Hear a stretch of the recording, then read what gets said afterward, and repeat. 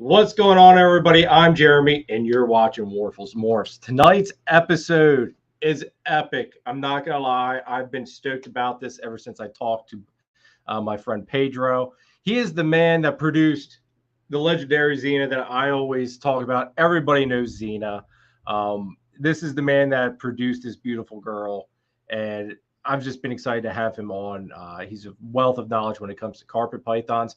So tonight, everybody, it's going to be all about carpets. If you guys have any questions in the chat, feel free to drop them, and I will try to get to them as easy as possible. If I don't get to them right away, chances are I haven't started, so I'll get to it at some point. Without any further ado, let's bring Pedro in. I'm excited for tonight. I hope you guys are all excited too. Pedro, what's up, brother? I'm excited too. Anytime Dude, we get to talk about carpet pythons, I'm excited. I've noticed there's not a whole lot about carpets out there, and especially on YouTube, it's very slim. That's not the place to look. Only because, YouTube, anybody can post on there. Yeah. And so a lot of times you get misinformation. So when I talk to people, I say, look, there's some guys that I trust that are easily accessible. Like, for instance, Nick Mutton at Inland Reptile. Him along with his partner wrote the book, which is like the Bible of carpet pythons. And they just released a new version, right? No, it's called The Complete Carpet Python, right? Yeah. And when I first started breeding carpet pythons, or was thinking about breeding carpet pythons, because really when I first started, I bought a lot of like neonates, babies, but I bought them from the people I thought that were some of the best in the country.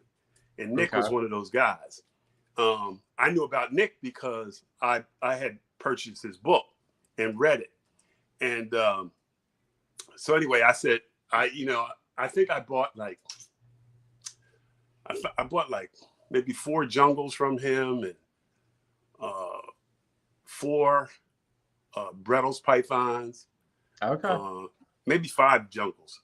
But I started off with some of his stuff because I knew I had good lineage. He has his lineage, everything that you would want if you're interested in taking it to the next step, which is breeding. Yeah. Right. And I realize everybody's not trying to be a breeder, and which is actually a good thing because it would get kind of crazy if everybody bred snakes. But yeah. So anyway, I bought snakes from him. I brought snakes I bought 4 jungles from a guy named Michael Beach. Now, when I'm talking about these guys, Nick Mutton, over 20 years experience. Michael Beach, I think he's about 6 or 7 years older than I am. Okay. He started before I started collecting and breeding snakes. I started in 1971. Okay. Right. Wow. You've been at it a long time then. Yeah. So this is my 51st year. Okay. 51 or 52 years keeping and breeding. Not counting, I went to college. Couldn't keep any snakes when I was in college. But almost as soon as I got back out, I wasn't really intending on keeping snakes. But I moved to my college roommate, lived in Coatesville, Pennsylvania. And he hooked me up with a job.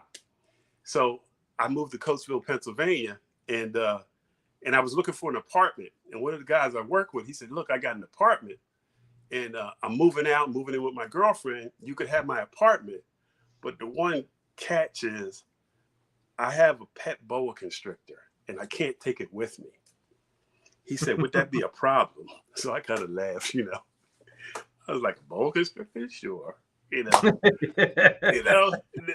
that was like 1987, 88. Okay. So I was back into it. You know what I mean? Next thing you know, I had a boa. And then when I moved back to New Jersey, I started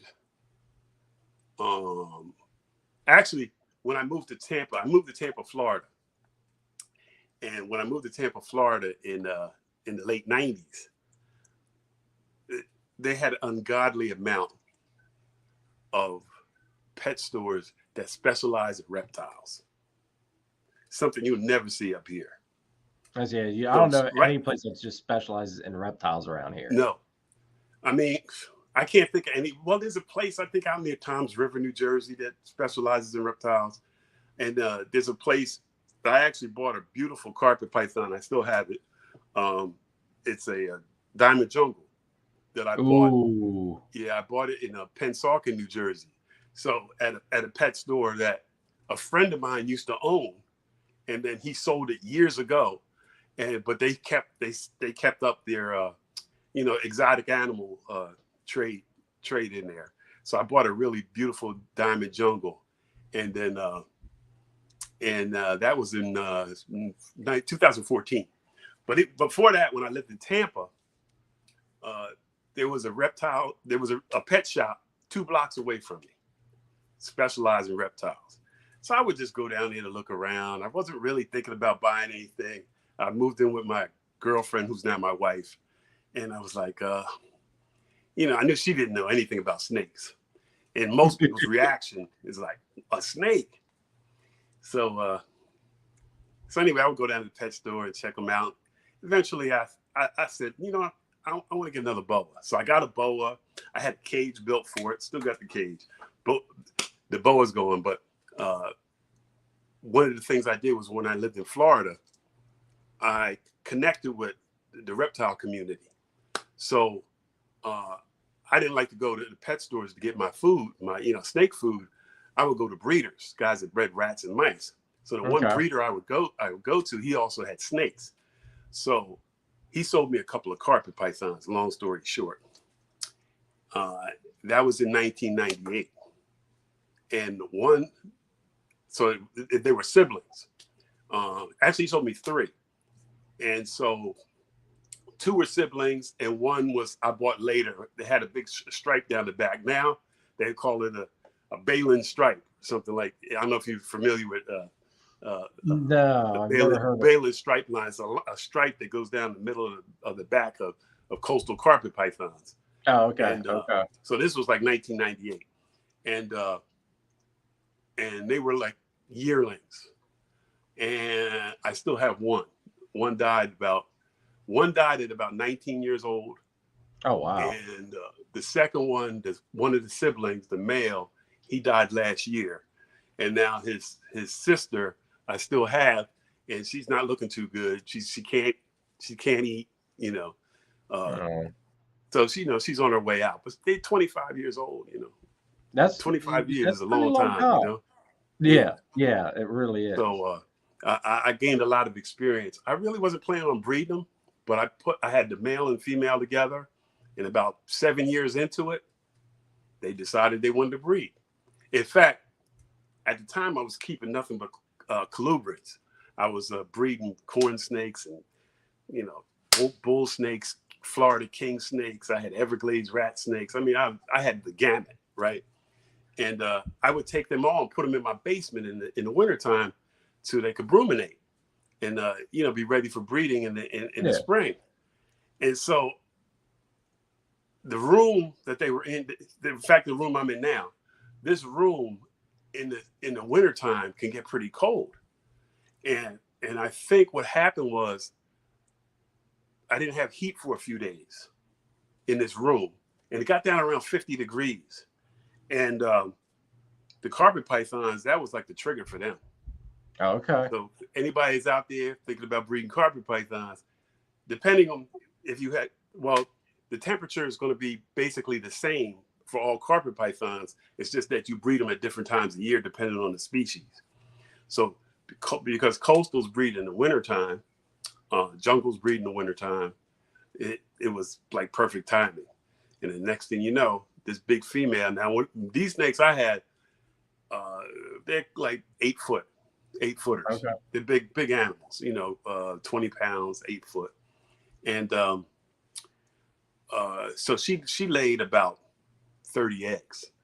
And Oh, wow. I didn't know anything. I didn't know anything about hatching carpet python eggs. Period. I just had them for pets. You know, I wasn't thinking about breeding. And so I didn't have an incubator. But my buddy, who owned an exotic pet store in New Jersey, and I used to go, see him all the time. He took the eggs. I knew enough to keep the eggs moist, so I wrapped them in a moist paper towel, and put them in a container, and took them down to the place was called Animal Tracks, and it was in like near Vineland, New Jersey. Took them down to him, and he had everything. He had reticulated pythons, Burmese pythons. He had all the incubators, all that kind of stuff set up. So he incubated them for me. And oh, wow. And then we just split the babies, So that was my first experience breeding carpet pythons. But it was probably about 2013 when I started thinking, you know what? I got that book. I read that carpet python book, and I said, you know what? It was more economic for me than anything else. It was like I would breed corn snakes or something like that, and I was selling them. I didn't do shows at the time. Not really. I might sit in on the show, but I wasn't set up to do shows. So I would sell my snakes to wholesalers. Okay. And so I do a year's worth of work, couple with a corn snake. Corn snake had 20 babies, right?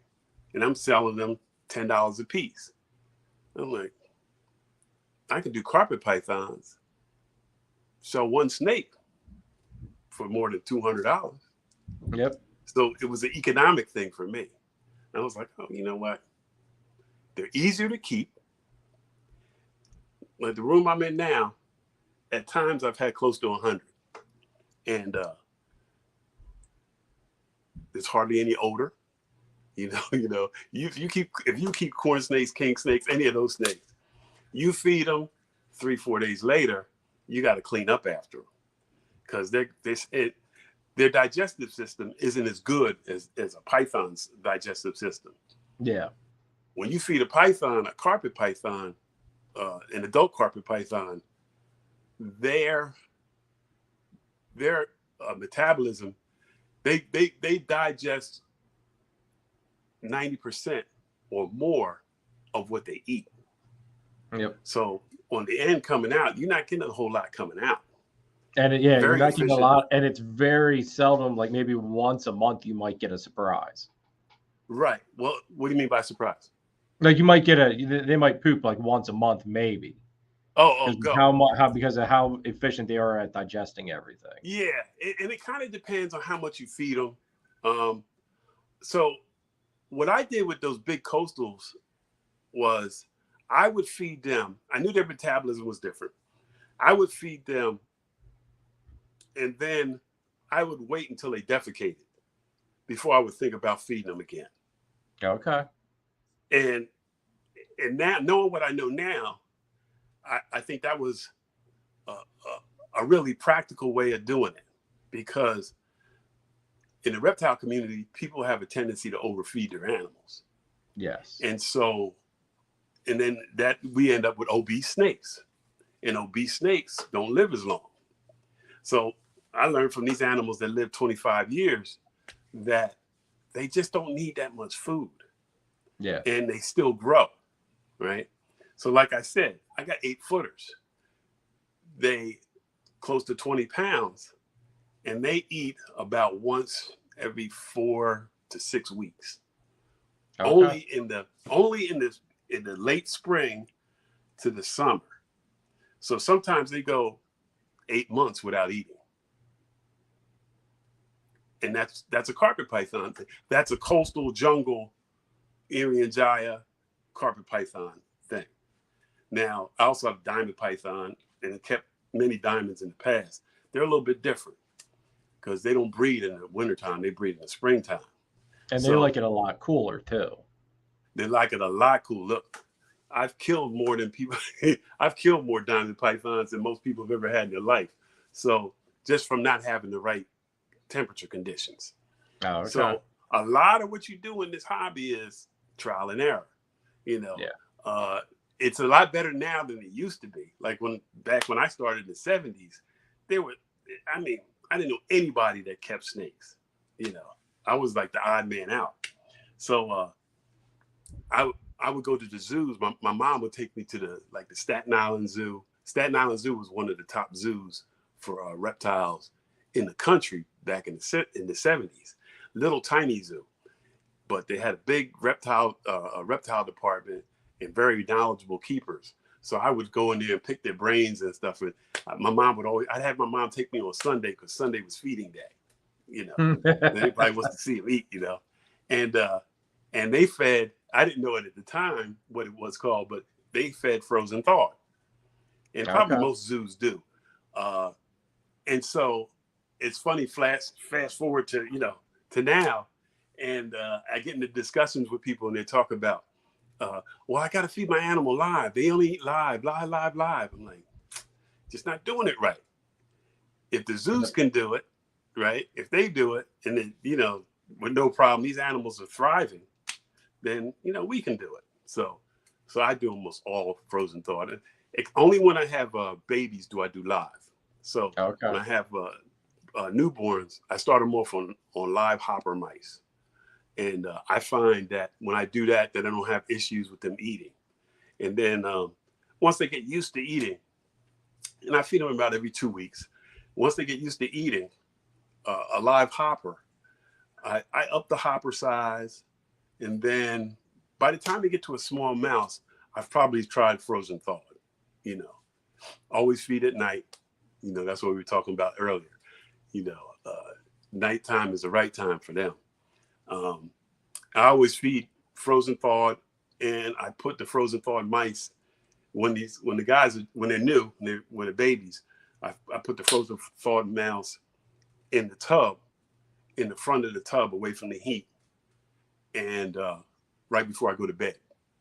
Then I go to bed. The house is quiet. The room is dark. You can see them behind me, but the baby racks are dark, and that's what they like. And usually when they get up in the morning, I open the drawers up and, I'm gone. 9 out of 10, bam, and they always get some stubborn ones. Right now, I have 11 babies and I have 6 stubborn ones. They're just stubborn. They'll go weeks and weeks without eating if I don't put something live in there. So they're still on the live hopper mice. But the other 5, cool. They're eating, they're thriving, and it's working out. But, awesome. Yeah. So let me interrupt here real quick once, Pedro. Sure. I want to do a couple shout outs here real quick. Okay. And also then we'll start going through some questions because you're hitting some of these topics that I have questions for already. Right. John, what's going on? Thank you for tuning in. If anybody would like to know how you get the little symbol there that John has by his name, you have to go hit the join button and pick one of the options there. There's 1 of 3 options. It's a way to support the channel. You get a couple different perks depending which tier you go with. If you go with the jungle carpet tier, you get all the perks. It's got some really nice stuff on there. And I'm also always looking for a way to improve it. So if anybody has any ideas on what you would like to see, let me know. But with picking one of those tiers, you get to have a special emblem, and the emblem will change as you're a member for months to come. So thank you, John, for being the first member. And with John had said something about if we get 20 members and he's going to donate a banana of some sorts, I forget what the exact thing was. John, it's okay with me, dude. It's okay with me. Gage, what's going on? Thanks for tuning in. Poesis. I got it right this time, Poesis. I got it right. I've been practicing on that one. Pedro, I tell you what, that has been screwing me up for like weeks. What's that? His name?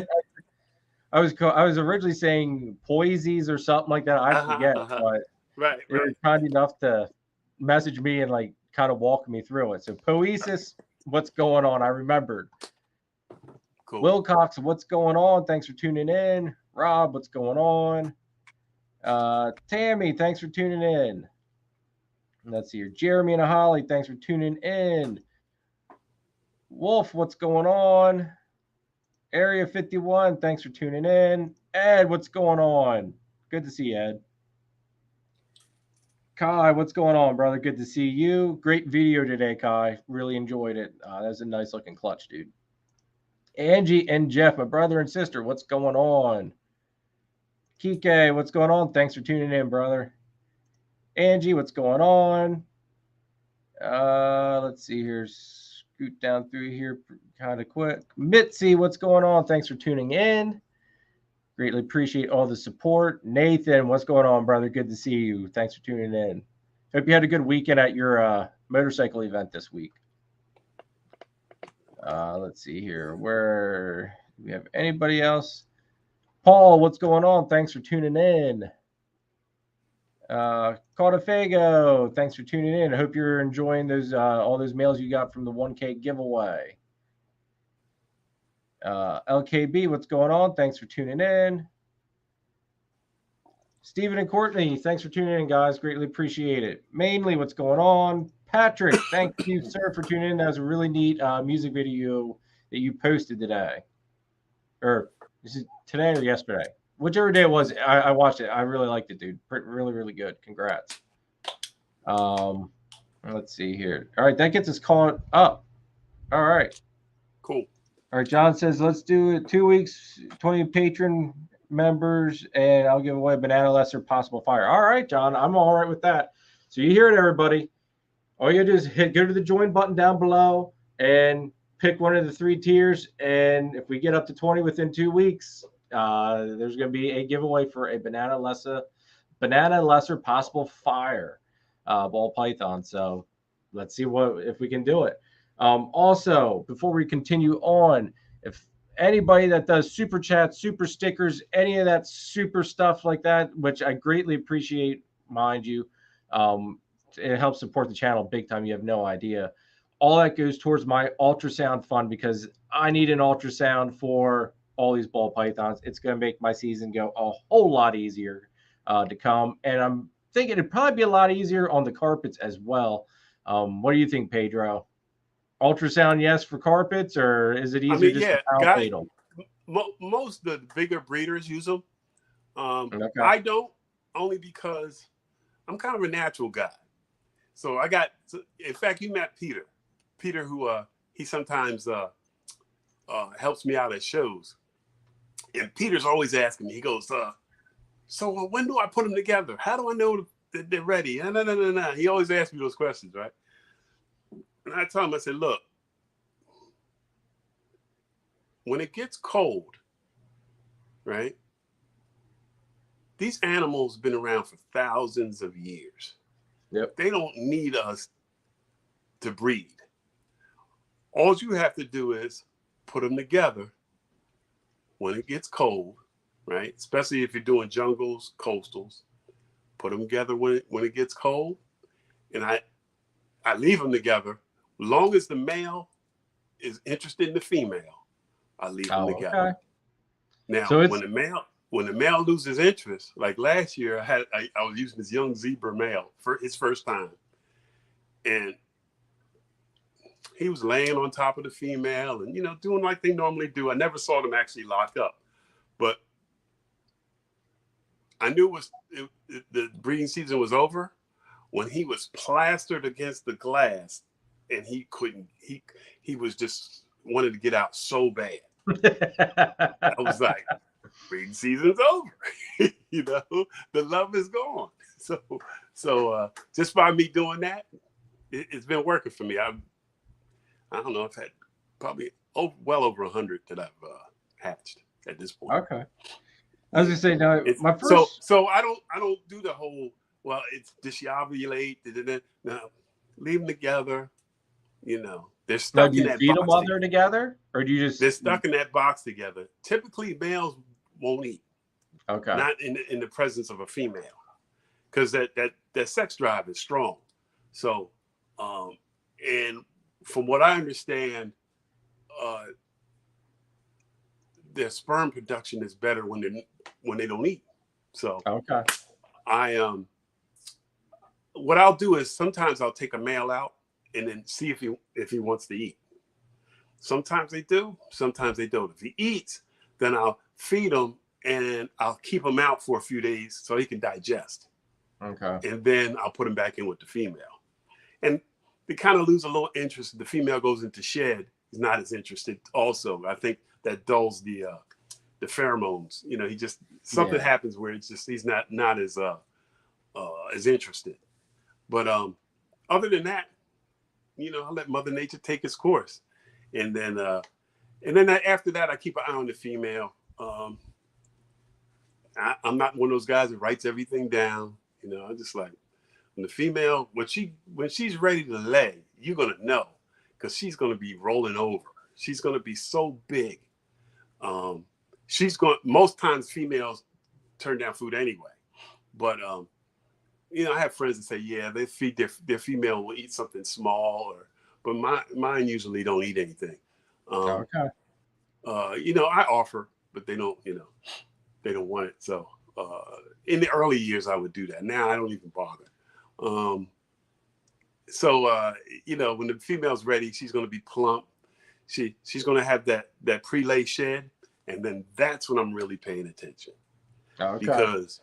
Because I don't do maternal incubation.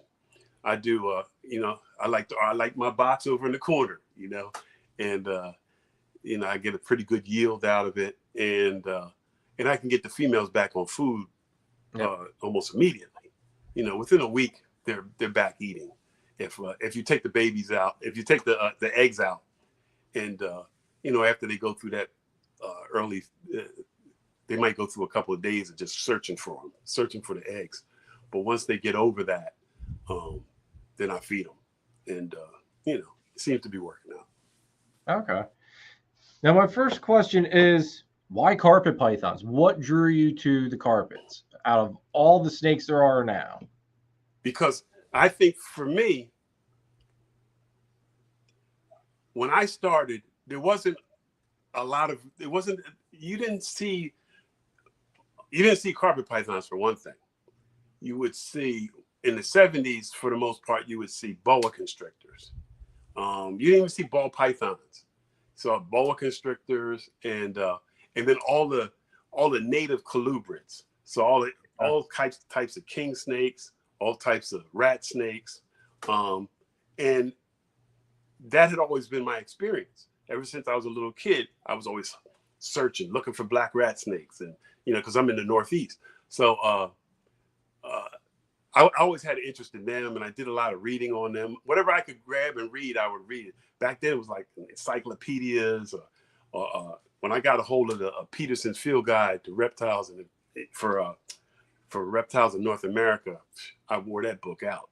So I'm telling you. In fact, I just bought another copy.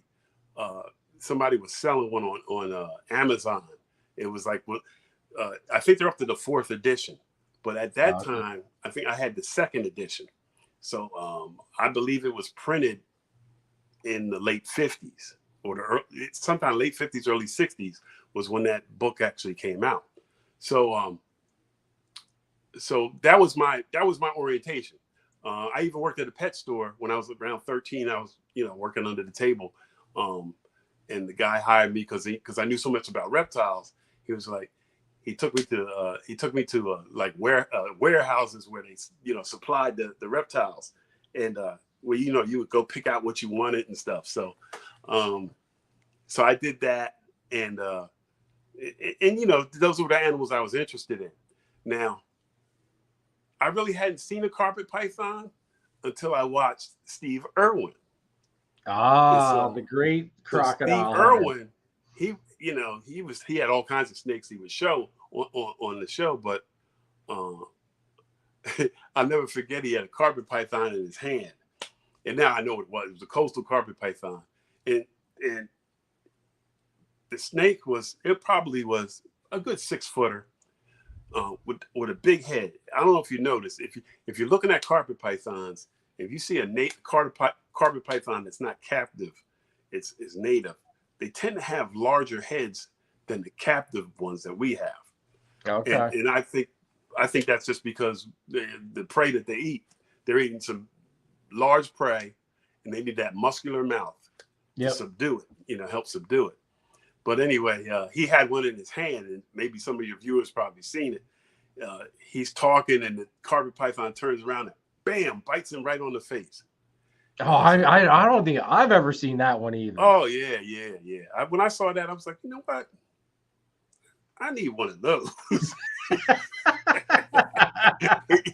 That snake bit him right on the face. He just, but really, when I moved to Tampa and I went to the reptile store that was down the street, they had a small, probably like a yearling coastal. And so they were telling me about it. They were like, yeah, you can't stick your hand in there. They're like, they're really feisty. And, So when I got my opportunity to get them, I said, you know what, I got to try it, And that's when I got mine, that was in 1998. So that's the thing that triggered it. Now, all the variety that you see now, we didn't see that back then. I saw coastals and a few jungles, but they weren't. The hobby has grown so much since then and through us selectively breeding these animals, we've brought out like the jungle that you got from me. Yep. Jungles didn't look like that back in the 90s. They were like, they just weren't that colorful, Yeah, that's a healthy snake there. She loves her medium rats. Huh? She loves her medium rats. Yeah, See, she's eating a larger prey than her siblings. But she you didn't see jungles like that, for the most part. But through selective breeding, these guys they're bringing out this color, so you're getting like these really vivid Pittsburgh Steeler. I hope there's some Pittsburgh Steeler fans out there. Pittsburgh Steeler colors, and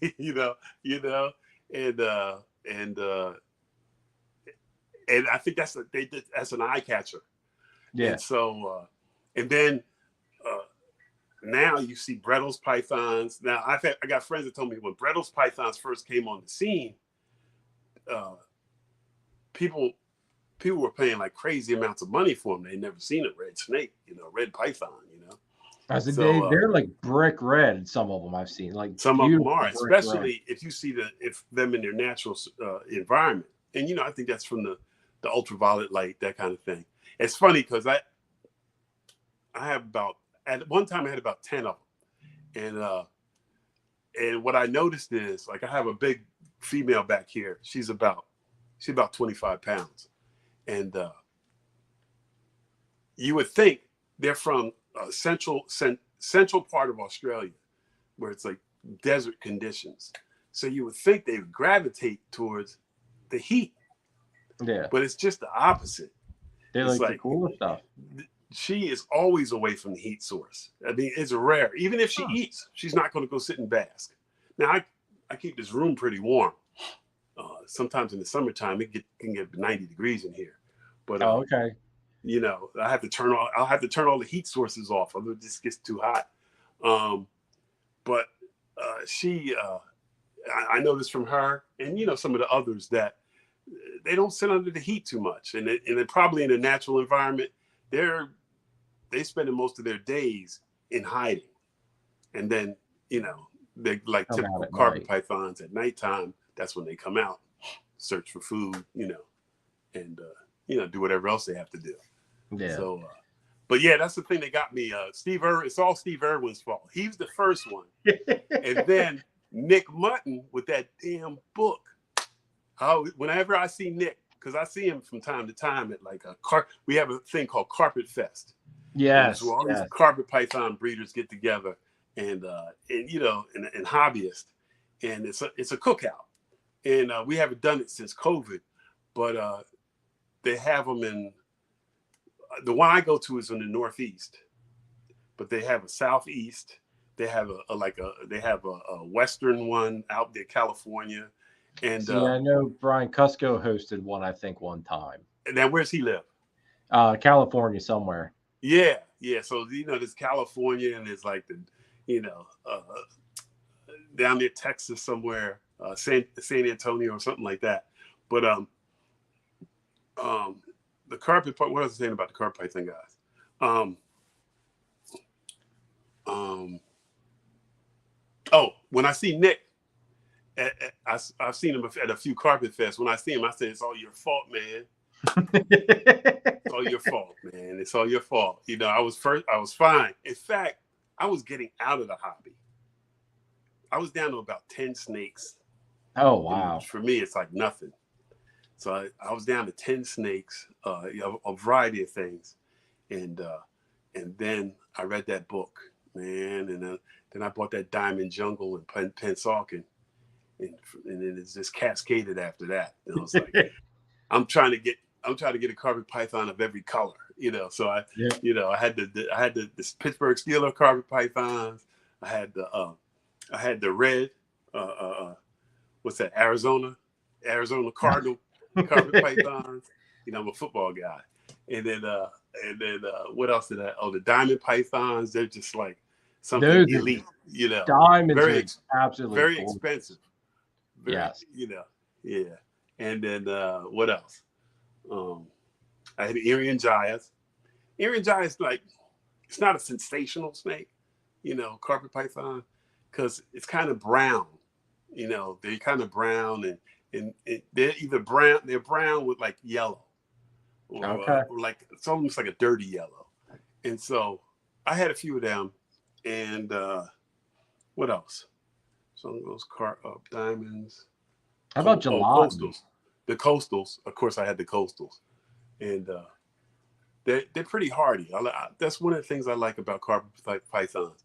I don't have to deal with humidity issues. I have one ball python. I don't mean to hold it against the ball python people. One ball python that a guy used to work with me, and he was getting interested in the snakes, So I sent him down to my buddy's shop, and he bought a king snake, he bought a boa, and he bought a ball python. And a few months later, he's like, "Look, man, I'm moving to another apartment. They won't let me keep the snakes. Can you hold them for me?" Right. So that was 14 years ago. He still hasn't come back for his snakes. So I got a ball python. He's got to be, it's probably longer than that. He's got to be 15, 16 years old now. And he thinks he's a carpet python because he lives in a room full of carpet pythons. So he doesn't get misted. He's on aspen bedding. I break all the rules. He's on aspen bedding. When I open his drawer, he comes at me just like a carpet python comes at me. Oh, wow. Yeah. He's just like, but he's cool. It's just that he's ready to eat. When they eat, he's ready to eat. But for the most part, the carpet pythons are very hardy. It's like keeping a large colubrid. You definitely need a heat gradient. Whereas like colubrids, heat gradient isn't as important as it is to these guys. These guys, you want to have that hot spot that's getting close to 85, between 85, 88 degrees. And then you want to have a cool place, room temperature, which is, room temperature for not in here, but room temperature is usually like around 74 degrees. That's a little low, but like the high 70s. See, my room temp in here is like 78, between 78 to 80 is what my ambient in the room is. That's a good ambient temperature. And a hot spot that they can access it, but they can get away from it. They got to be able to get away from that hot spot. And then you're going to have healthy snakes. If you miss carpet pythons, or you try to raise that humidity, that's when you probably, from my experience, I'll be taking a trip to the vet. Oh, That's how serious it is. And I have two vets that are extraordinary. Both of my both of my veterinary, especially my one veterinarian vet in Philly, he's I only go to exotic animal vets, and he was the staff veterinarian for the Norristown, the zoo in Norristown. So he knows lions, tigers, and bears. And so you know, if you jack that humidity up with carpet pythons, you're taking a chance. I'm getting, You know, well, so just you're better getting off an just leaving them RI, or alone. is there anything else that can become of it? Say again. Just getting an they're RI? gonna get that respiratory infection. Okay. Yeah, they're gonna get that respiratory infection, and they're tough, man. Respiratory infections, you know. I've had a lot of snakes with respiratory infections for different reasons, but I say you're asking for trouble if you jack the humidity up. You're better off with them. Fresh water is what they need. You know, that'll keep, they'll hydrate with the fresh water, and you know, something to rub on so they can have good sheds. That's about it. Yeah. Awesome. Well, we've covered a whole. We'll probably end up rehashing some of these topics that I've written down, just because you've covered like so much already, Pedro. So I am going to apologize if we kind of go over something a little bit. Got me spitting on my phone. Oh, Wilcox, Pedro was just saying that you don't need to mist the carpets to get the humidity to raise up. Basically, the ambient humidity in your room should be enough for them. Sometimes in the wintertime, I run a room mister. Okay. So it's like a little bucket. I thought I had it close by, but it's a bucket that has a fan on top of it. Hold on one second. Okay.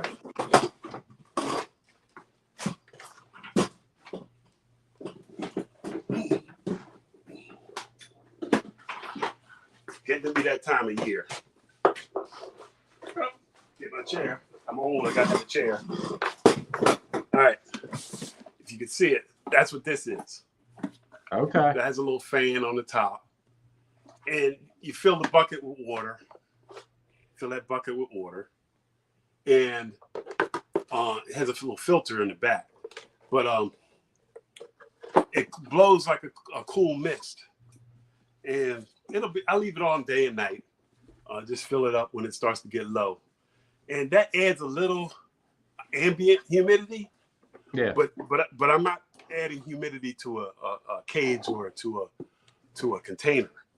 What happens is I've measured the humidity in this room before, and sometimes in the winter it gets down around 20%. Oh wow! Okay. Yep. So, hey, they don't seem to have a problem with it. Now, in the summertime, sometimes I'm up in like 50%, but not usually higher than that. And my ambient in here for humidity is roughly right about like 60 on average. Yeah, see now, but you're keeping ball pythons. Yeah. So it's a little different, you know. Most people that keep ball pythons, they're keeping them on cypress mulch and stuff like that. Yeah, I have everything on cocoa, even the carpets. Cocoa, okay. I heard cocoa was good. I never used that. Oh, dude, I use cocoa to go, and that stuff's absolutely amazing. I love it. Okay. Yeah. I hate my substrate. I got a love-hate relationship, and then I hate it. It's aspen, and it's just messy, and it's a pain in the butt. You know, it's just. But I don't like newspapers. Ugly. You know. Yeah. I've tried all kinds of substrates. You know, they even had a substrate. It was like I used to get it from a pet store. It was kind of like, I don't know, something they did with paper, and it was like really these gray pellets, and it was really absorbent. But it's another thing that looks ugly. It looks like, you know, and it gets matted and stuff. So I'm like, ugh.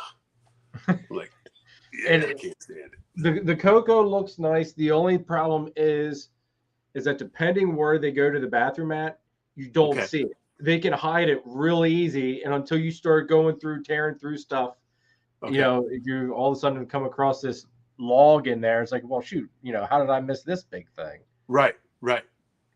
So that's the only downfall to the cocoa. But I mean, it absorbs everything nice, no Yeah, odor at all. Yeah, yeah, I do love it. yeah. And Let another thing, Go ahead. there's some people I used to deal with. I haven't seen them in years, but when I started breeding colubrids, I met a guy at the Mars show. I don't know if you ever heard of the Mars show. It was the No. Mid-Atlantic Reptile Show, and they used to have it. They have it where they have the Repticon show now in Maryland at the fairgrounds. In fact, my shameless plug, that's where I'll be next week. So, so next weekend. But I met this guy at the Mars show named Fred, and we hit it off pretty well. He ends up inviting me to the house, and in his basement, he had his collection was just ridiculous. I mean, he had any kind of corn snake, he had any kind of rat snake, he had indigo snakes, he had patternless pine snakes. I mean, it was just like so ridiculous. And so my first thought was when I got in there was like you got 1,000 snakes in here, and I don't smell anything. So he was like, hey, he said, because I got this thing. And what it is, hold on a second, I'll show you. This is show and tell. Hold on. Hey, it works. It works. What's up, Phil? Thanks for tuning in, dude. Hold on. I'm loving that carpet that's cruising around behind you there, Pedro. Uh-huh. I said, I'm loving that jungle that's cruising around behind you right there. Oh, him right there? You can see that? Yep. Yep. He looks beautiful. That guy, that's a Palmerston jungle. You know, jungles, different types of jungles. So that's a locality, Palmerston. And he's a monster. I thought he was a female in all honesty. I would have laid a bet it was a female. Guy, he's a boy, but you can't stick your hand in there. And his feed response is so strong. But once I get him out, if say I don't have food in the room, once I get him out, then he's like, oh, chill. Yep. But I bought him from a guy who he came from a zoo out in the Midwest. He was, hatched at a zoo. And he just don't know how to act in public. That's all. He's ready for the rats I got thrown out over there. But this thing's bigger than I thought it was. But if you can see it. So I go to Fred's house. Oh, here's my shirt. Ooh. I love that shirt, dude. Yeah. It's one of my favorite snakes. I just took a snapshot of it and, sent it away and had the shirts and my banner. Everything was made with his face on it. So, but yeah, this thing, this is an ozone generator. And so he said the reason I didn't smell anything was because the ozone generator was on. It has a little fan and it has these little plates inside. Now he said him and his wife, they were selling them. So they were selling these ozone generators at the shows along with their snakes. So the first one I ever bought, I bought from him. And they were pretty expensive back then. They were over $300. And now you can get them on Amazon. I got this one on Amazon for like, maybe $150 at the most.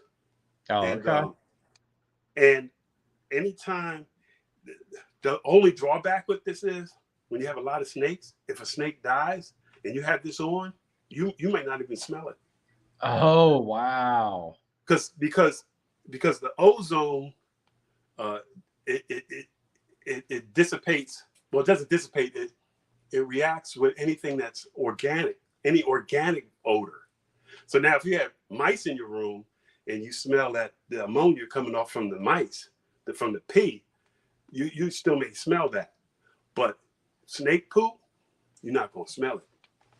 Oh, wow. I don't care how many you have. This thing can do my whole downstairs. Yep.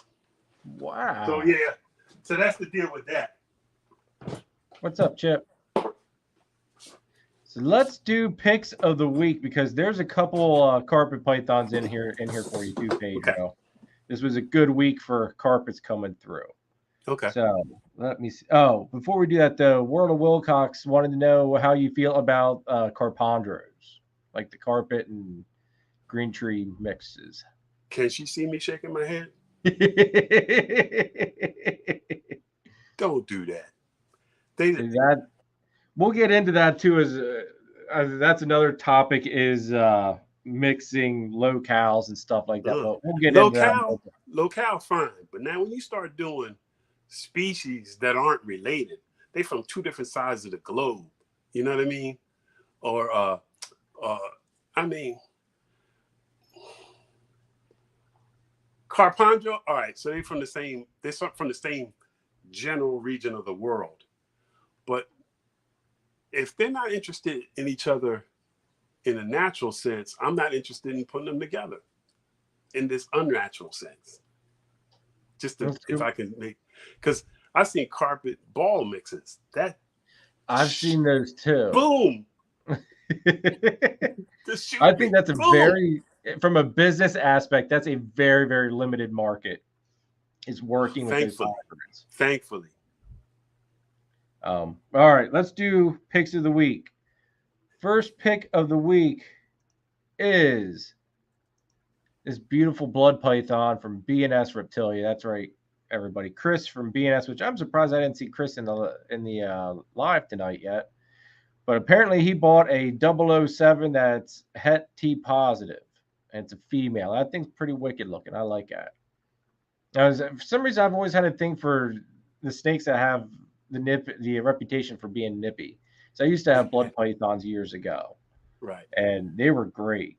But I'll say this: they're no carpet python. The carpets I enjoy a lot more than what I do any of the other snakes. Mm. Next pick of the week is from Adam at Proper Royals, and that's his Fire VPI Exantic that he just produced, which, as everybody knows me, Exantic everything. I absolutely love Exantic. So I thought that was a beautiful looking snake, and the second I saw that, I had to make that a pick for this week. So congrats, Adam, on that beautiful snake. The next pick number 3. Now, these are in no special order by any means, but this is at Eric's Pythons, Australia, I'm assuming. And I love my carpets that have a lot of yellow, but I'm really digging this one here with the blacks. Like, I just really like that. Is like there's not a whole I love tipping, but there's not even a whole lot of tipping on it. It's I don't know. It's just an aspect of it that I think is really, really awesome looking. Because I think from Australia, I think it's Eric's.pythons.au. So I'm assuming it's got to be Australia. Australia, yeah. They still have the best stuff. Yeah. Now, if I'm not mistaken, when I got Xena from you, you had one that was. She may not have been as dark, but she had a lot more black than what Xena did. And she probably I get a wide variety. So I get some that are like jet black with no tipping or hardly any tipping. Yeah. And then it goes the gamut to, an extreme amount of tipping. And it could be from the same clutch, the same pairing, So you get a lot of variety with them. Because one thing that I think really draws me to the carpets is that not one looks the same. Not one. I mean, each one is very individual looking. You don't know what you're going to get. But there's something I do that I like to do. I like to use a zebra jungle male. Okay. With a normal female, because the offspring, they're either going to be zebra and zebras come in all different crazy patterns too. So zebras look real crazy, yeah. Yeah, and that's different from snake to snake too. You could have a wide variety of zebra, but what I notice is the snakes that have the normal phenotype, they the symmetry is really, you really see that symmetry. So you don't see like a whole lot of scattered pattern. You see like a really ordered pattern. It's almost like they came out saying, I want to be a zebra, but I couldn't quite get there. And this is what but I'm almost damn near perfect like this, you know. So that's why I like to use zebras as the sires. Okay, I know that zebras were definitely on my list to think about getting for a male to have in here. Yeah, I'm gonna show you one. All right. So while you grab one out, I'll keep on going here with picks of the week. I'm gonna grab one of these ornery suckers. That's the other thing. Zebra means ornery. This one here is from JDH Reptiles, which I don't think he knows exactly what this is yet at all, but it's albino something, and it's freaking out of this world. Really awesome snake, Dave. Congrats on producing that one. Now let's see if you can see this. All right, let me put you up on. Hold on here. Put you up on the big screen. All right. Can you see the snake? Yep. God, they're so beautiful. Beautiful and ornery. Come on, girl. And that's a female? Yeah, it's a female. Okay. So she's a couple years away from me. I don't like to breed females till they're about 5 years old. Oh, okay. You know, some guys are in a rush. You know, ball python cats are used to breeding stuff according to weight.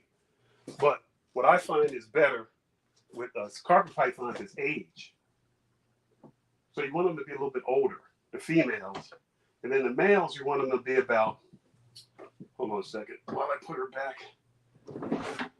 Come on, you gotta go back in. There you go. I'll do the last picture. What I find with females is, I just like them to be larger because they got to carry those eggs, you know. And but males, usually 3 to 4 years, they're ready to go. Okay. They're ready to go. I'm hoping to be. I'm going to pair her up this season. Mm-hmm. I'm thinking she should be good to go because she's 4. Or she's 4. She's 4. Okay. And she's 4, and like I told you, she's eating medium rats. I mean, she's and she's a big girl. And she's a big girl. And 4 is old enough. And then that male that I got there from Pete at the last up there at the Hamburg show, that's going to be her boyfriend for this year. So I'm hoping he gets the job done. Now, how old is he? I think Pete told me he's at least 2, going on 3. He might be able to do it. Yeah, you'll know pretty fast if you put him with her, and he starts riding her, or just really checking her out. You know, I mean, you got to keep an eye on him in the beginning, but he starts checking her out. He may be ready. Now, if he runs, he's probably not ready. Just take him out and let him have another year. Yeah, give him another year. Yeah. I have one that's beautiful, and he that I couldn't wait to breed. You know, he just black and gold, like that gold that it wasn't yellow, it was gold. You know, and he wasn't interested in breeding. In fact, he looked very much like the girl on my shirt. Oh, okay. He wasn't interested. I tried him with different females, until he got to be about 6 years old. Oh, wow. And then all of a sudden, he's like, oh, chicks. And I'm not talking about birds either. He's like, hey, I'm ready. His head started getting bigger. They get that big muscular head. Yeah, his head started getting big. Yeah. But he's still a small snake because I feed him rats, but he's a lot of males they don't get that size, Yeah, they don't get big like the thing behind me, He's a monster. I've had bigger ones than that too, bigger males than that. Oh, okay. I didn't raise though. See, if I'm raising a snake, the only way a snake gets that big is it's a female. Okay. You don't want big males because big males don't make good breeders. Oh, okay. I didn't realize that. No, they don't make good breeders. Now, Oh, if you're just keeping them as pets, cool, but still, overweight snakes don't live long. yeah. So, you got snakes with the metabolism like carpet pythons. You don't need to feed them a lot. You know, he eats when all the big ones in here eat about. I don't even. I got some friends that we don't even measure. We're like, when's the last time you fed your snake? I don't remember. I guess it's time to feed them. You know what I mean? Like that. Not like when I was keeping colubrids every week. Bam, bam, Yeah. bam. Nope. You're doing them a disservice if you do that. So I feed them like between 4 and 6 weeks. Okay. This And time, maybe I need to slow down a little of bit year. They're getting because ready to go into breeding season now. I've been feeding the girls here every 2 weeks. Yeah, but those are girls. Okay. So that's Yeah. okay as long as they're girls. You can look, they're young. You can feed them a little bit more. It's not a big deal. But once they get older, you're going to want to slow that down. okay.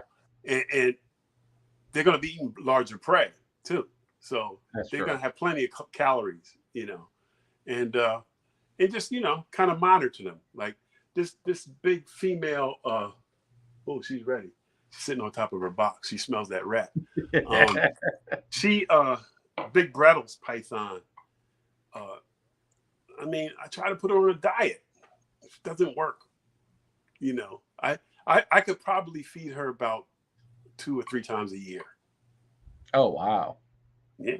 My coastals my big coastals that are over 20 years old, when they got up like 15, 16 years old, they would only eat about 5 meals a year.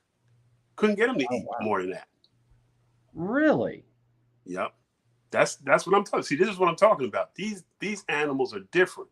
They don't lose weight. All they need is that. Now the coastals, they like heat. They'll sit under the heat. I'll put a temperature gun on them. It'll be like almost 120 degrees. They'll sit under it all day. And they'll just soak it up. Yeah. But at the same time, they get a lot of energy from that.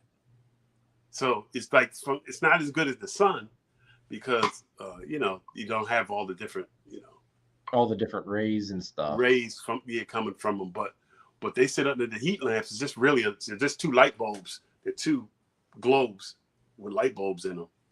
Okay, so you're using lights. You're not actually using like radiant heat panels then.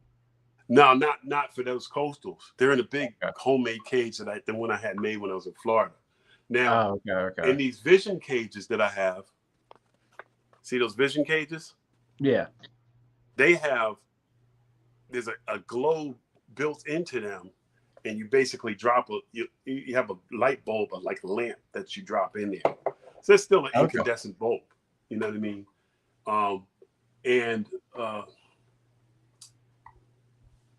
Those boxes hold heat pretty good, so they don't really need to sit under the lamp. Whereas my homemade cage, it has a chicken wire going across the top, and so the lamps sit on top of the chicken wire, and so there's a lot of ventilation, which is good. A lot of ventilation, and they but at the same time, I put 2 globes there because the cages are like almost 3 foot high, so I needed to be able to generate enough heat especially when it gets cold. To get it, yeah. You know what I mean? But yeah, they'll sit under that heat lamp, and the switch will turn off around this time of year, September into October. The switch will go off, and you stick a rat in their face, and they'll just ignore it. Oh wow! Yeah, it's like that. And then when I first started happening, I was like, oh man, something's wrong with them. They won't eat. I had never experienced it before. Well, yeah. And then what happens is, so then you start doing it on a regular basis. You say, well, all right, 2 weeks from now, I'll do it again. They want nothing to do with it. Now, it was because I didn't know that this time of year, they're going to breeding season. And in breeding season, they're not interested in food. They're just interested in breeding. And even though they don't breed, even at the age 20 years old, they're not breeding. I mean, they could, but they're not interested. That mechanism still happens. And so not until they get to be about, April, late April, May, the switch goes back on. And they're ready to eat. That's funny. All right, we've got one more pick of the week here, and you're going to like this one, I think. Ooh. This is from my buddy Riley Jimson at Riley's Reptiles. Oh, my man. You know Riley? Yeah, man. Hey, the carpet pythons, guys, the serious ones, we all know each other. Okay. I kind of figured that, but yeah. But that's one of his strikes. And the reason is mainly because of Carpet Fest. Because who the two guys that started that? Owen McIntyre, who's a buddy of mine. In fact, we were supposed to share a table at the last Oak show. Owen's local, isn't he? He's in Pennsylvania, I think. Yep. Owen McIntyre and his buddy. Oh man, they're gonna be mad at me if they find out. Is it Eric? And Eric. Eric Burke Eric Burke, I think is his name. Eric Burke. Owen and Eric started Carpet Fest. I think, and Howard Redding, I think, was involved in it too. Because the first few, I think, were at Howard's house in Maryland. And all of those guys, top snake breeders, but they specialize in carpet pythons. Yeah. And also, I met Riley at Carpet Fest a couple years ago.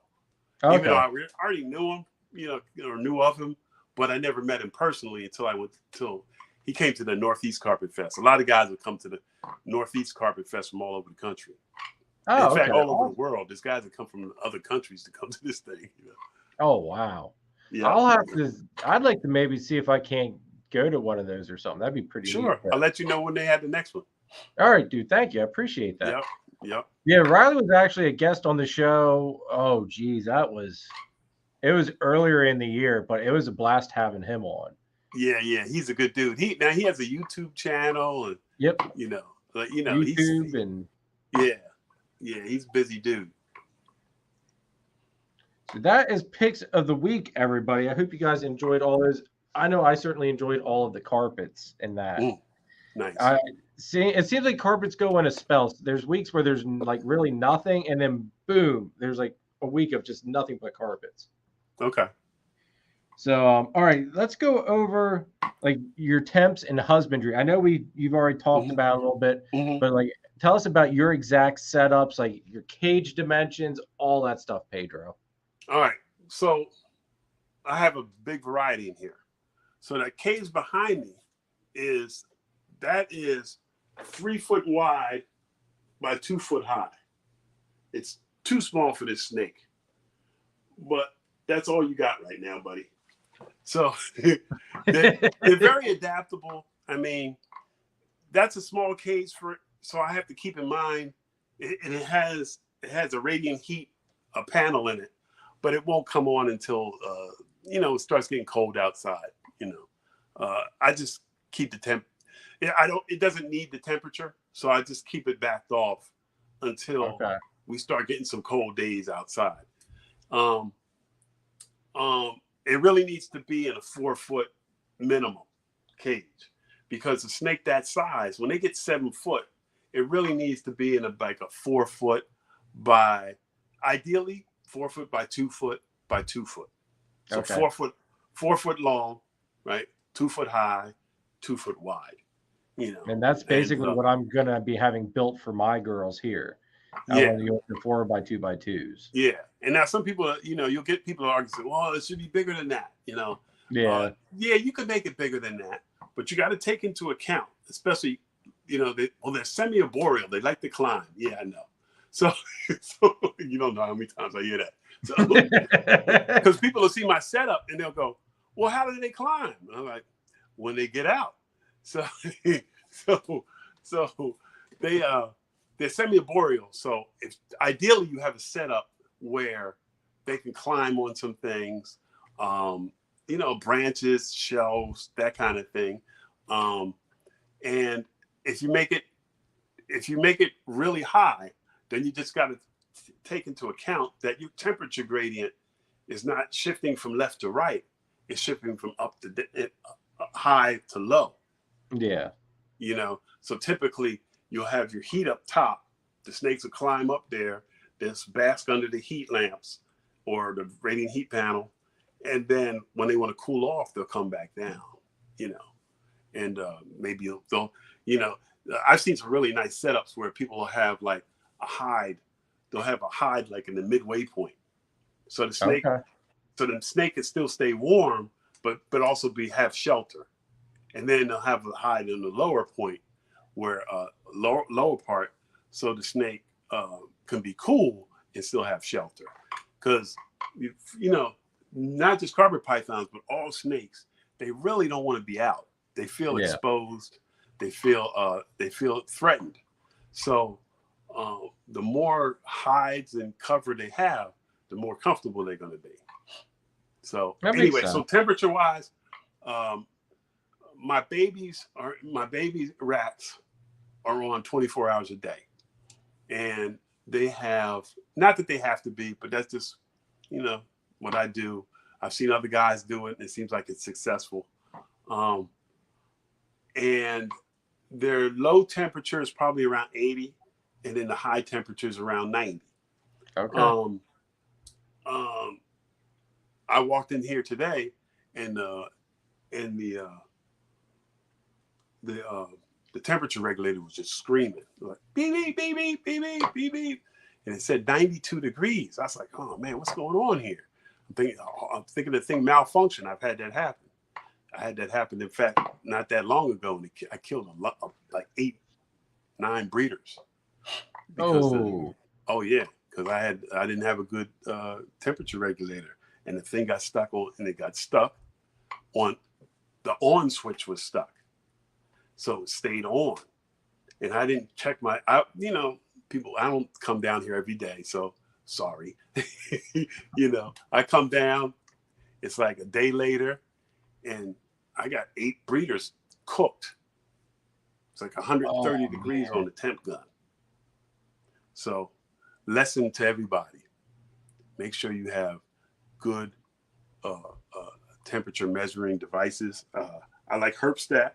I got Herpstat 6 here, and I have Herpstat 2s, and I also have Vivarium Electronics, which are good. That's the one that was screaming today, Vivarium. You know, make sure you're measuring. I always put the sensor. I tape the sensor onto the heat tape in any of the rack systems. And then for the cages, I don't measure the temperature. You know, I don't have temperature regulators. I just have the heat lamps, and then I know the temperature of the room, the ambient temperature of the room. So you know, like I say, if it gets too hot, I start cutting them off. I just, you know, I'll let them be in ambient temperature for a week. Excuse me, for a couple of weeks. You know, until we get the crazy heat in the summer. Yeah. Here in New Jersey. So, you know, I'll let them. I'll turn the heat off, and they're fine. Like I said, really resilient animal. So with your heat panels, where do you mount the always at the top probes for those? Just at the top, right on the panel itself. Always at the top. Now in the racks, you don't have a choice. There are, you know, the heat tape's on the bottom. Yeah. And but once I move a snake into a cage, then the heat's always going to be on the top, never on the bottom. Yeah. Oh, okay. Yeah. See, on the girls here, I have a heat mat underneath them set at like 88. So the actual temperature on the ground is probably about 85-ish in that neighborhood. Yeah, I turn that off. Just turn that off? Yep, turn it off. Don't need it. Don't need it. And in fact, if you're trying to breed if you're trying to breed, you're going to need some temperature differences. Because if you got the heat on the bottom and then you got heat on the top, because you had heat lamps too, right? Yeah, yeah. I have a 25-watt heat bulb up top. Nothing too hot, nothing too high, but. Oh, okay. What's the temperature underneath when you measure it under the basking spot? That's set at 88, so it's probably like 85, 86, something like that. Actual that she's getting. Okay. I mean, you just got a nice warm box, but what happens when you're trying to get them to breed, you're going to need to let it cool down at nighttime. Okay, so maybe during just breeding season, just kind of turn it off and let those temps drop. Yeah, you can put it on a timer so that it comes on during the day, and then shuts off at night. You know. Okay. But you definitely want it to be cooler, otherwise, because you're talking about follicles, and when you're talking about sperm production, that coolness really helps. All right. But so that's it. I mean, I have vision, 4-foot vision cages, 3-foot vision cages, homemade cages. I got a couple of homemades that I haven't even used yet that are 4x2x2 that if anybody comes to the Repticon show, the guy that's sharing the table with me is a cage builder. And okay. Yeah, he makes his stuff is excellent. It's all, custom. And it's not Ed, is it? Yeah, huh? Is his name Ed? No. Ed Lilly, you mean? Ed, I'm gonna really screw up his last name. I'm sorry, Ed. I apologize ahead of time. It's Stempens? I don't know. He's a cage builder? He does, yeah, he does some really nice cages, PVC stuff. Yeah, that's my guy does too, Rick. Rick has been at it for a lot of the guys I know in the hobby. They've been doing this stuff as long as I have. So so Rick, he uses PVC, but for me, he built a 4-foot by 2-foot by 2-foot with a hide, with a shelf that has a hide underneath it. But you can lift the shelf up so you have access to the snake, right? And that's tricky. And clean it, right? And then I had it, half of the top is screen, right? And the other half is closed, because I wanted the option of either using a heat lamp or radiant heat panel. Okay. You see? And then I get the ventilation, the additional ventilation too. But he made some beautiful boxes for me. In fact, I'm gonna send you a picture. You can post it when you do your next show.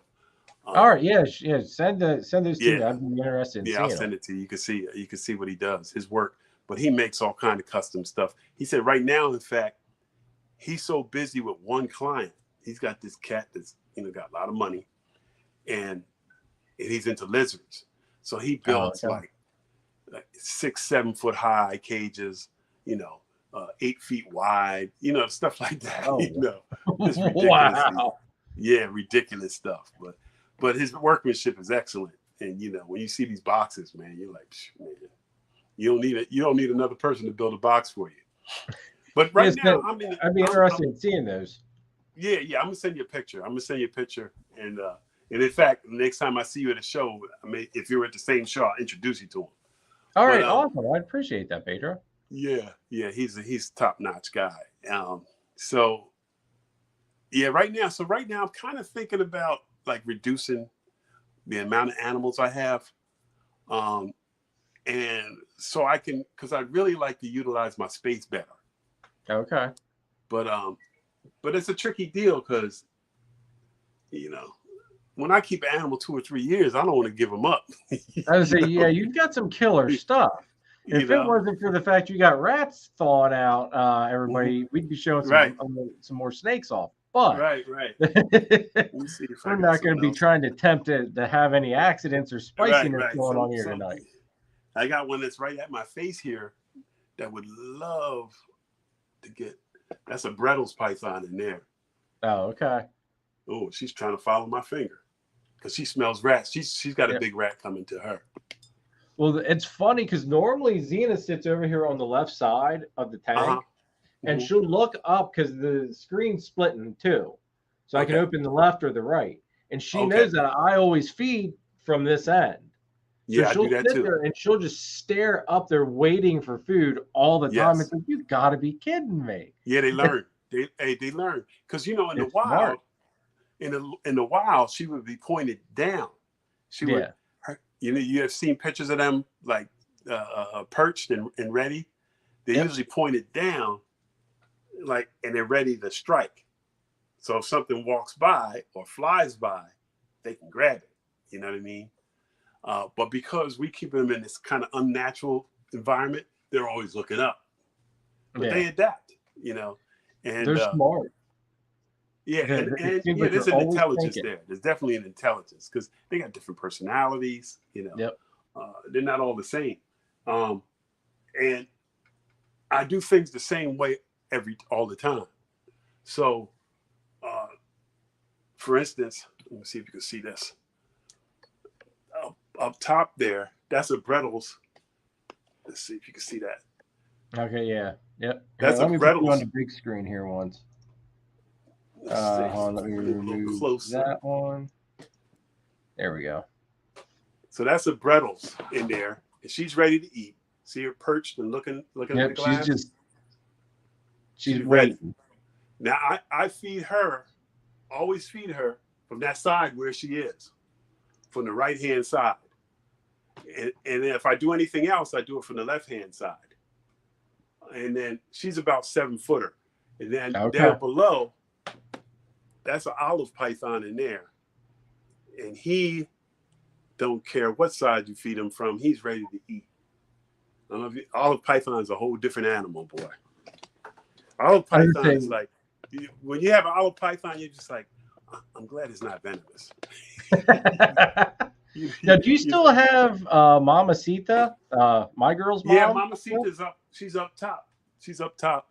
She's in her okay. hide, I think. But I've been dealing with a respiratory infection with her, so she's not herself. And I think it's just because I probably shouldn't have bred her last season. I should have given her a break. So I think that just from overusing her, that she got a respiratory infection, and I tried, I tried Baytril. Baytril's usually my go-to for respiratory infections.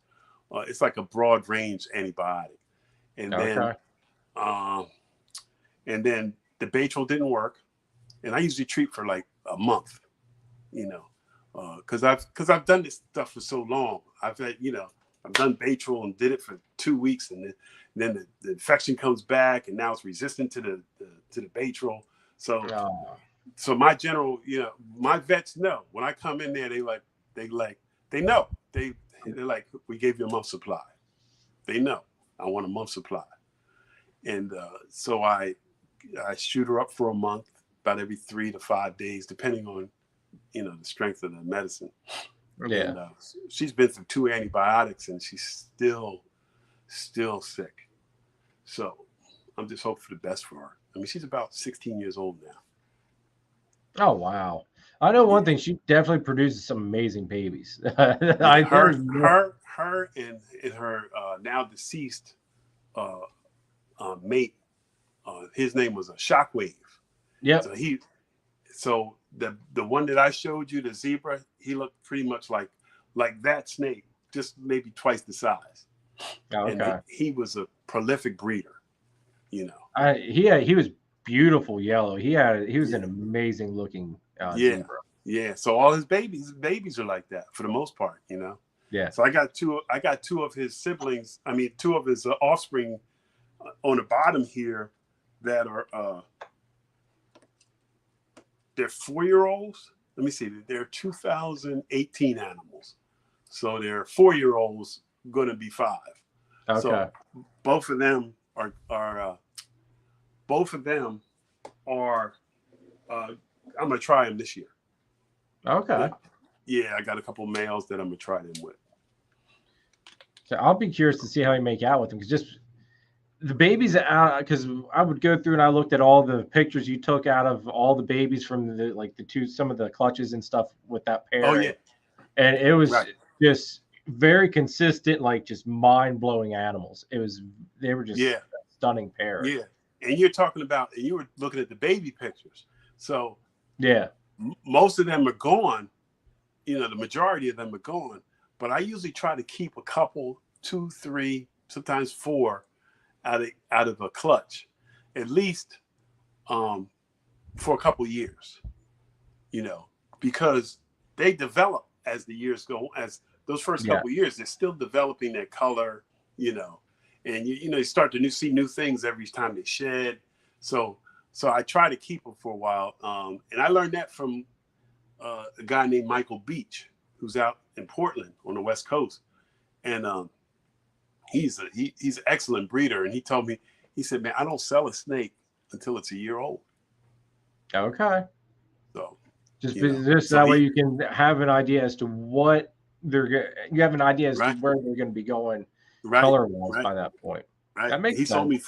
sold me 4 snakes, and I understood what he was talking about. I was like, yeah, I've always been the guy to get rid of them quick, get rid of them, and then you never. But I had a customer come back to me. This was I guess this was right before COVID. Okay. So it's a couple of years ago. Yeah, it's a couple of years ago. So it was the 2018 class, I think. I call it the class. The 2018 class that he bought a zebra jungle from me, and he brought it back to me at the Maryland show. The monthly Maryland show. I used to do that every month, and he brought that snake back and showed it to me. And the first thing I thought was, "What the hell did I do selling that thing?" I was like, "Whoa!" I'm like, "Oh!" And then these guys, a lot of them, they keep as pets. So then the snakes I keep, you could call them pets, but they don't really get the pet attention. They don't get held all the time, that kind of stuff. So mine are a little bit more edgy, But his snake was all tame, and he's holding it. He's like, "Look at this! You made this." I was like, "Yeah, I know. Can I have it back? Yes, I know. No, I try. I get this is what I do. I go, yeah, it's nice. What are you going to do with it? And they, well, I want to breed it with something. I said, you know what? I think I got a female that would go good with that snake, and we could do a breeding loan. See, that way I don't lose my snake. He doesn't lose his snake, but we get to make snakes. That's a good idea. Yeah, that's a thought. Yeah. But you can't do that with everybody. You got to like Peter, who you met. That's what I do with Peter. In fact, I'll probably have to meet him in a few weeks because he wants a snake that's called Griff Jr. He's the one that named it. Actually, it's my snake, but he named it. He's like, this snake needs a name.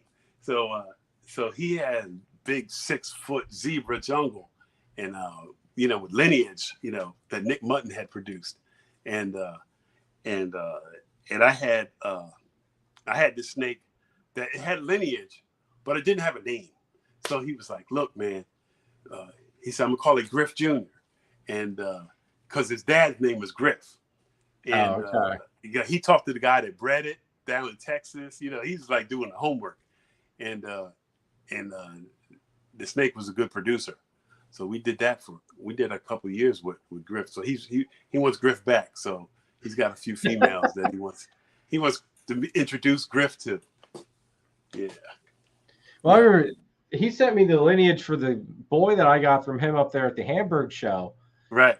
And I had to do a slight chuckle because I'm going through the lineage, and one of that guy's ancestors was on the cover of Reptiles magazine. Oh yeah. And I actually remember that exact magazine thinking how much I would love to have one of those snakes. Like right. Just that snake. So I thought it was kind of funny that I now own like a great grandchild of that snake probably. I used to subscribe to Reptile magazine, right? So I still have a few of them when I lived in Florida, I guess when I was making the transition back here. So they had a diamond python on the cover of one. Okay, yep. This is from 2000, April of 2000. And then I'm not into albinos, but every once in a while I see something that I like, but not usually. But this was from 2001, Bob Clark. Oh. Yeah, I just happen to have a drawer in here that I just keep stuff in that I'll never read. So yeah, I keep everything in there, Sharpies and anything I need, I grab in there, my scissors. But yeah, the Lineage. When you talk about the jungle lineage, like if you go on Nick Mutton's page, he's really into Lineage, and you could trace back to like the beginnings of the beginnings. I don't know if you know the story about carpet pythons and Australian snakes, but I think late 70s we had to stop importing them.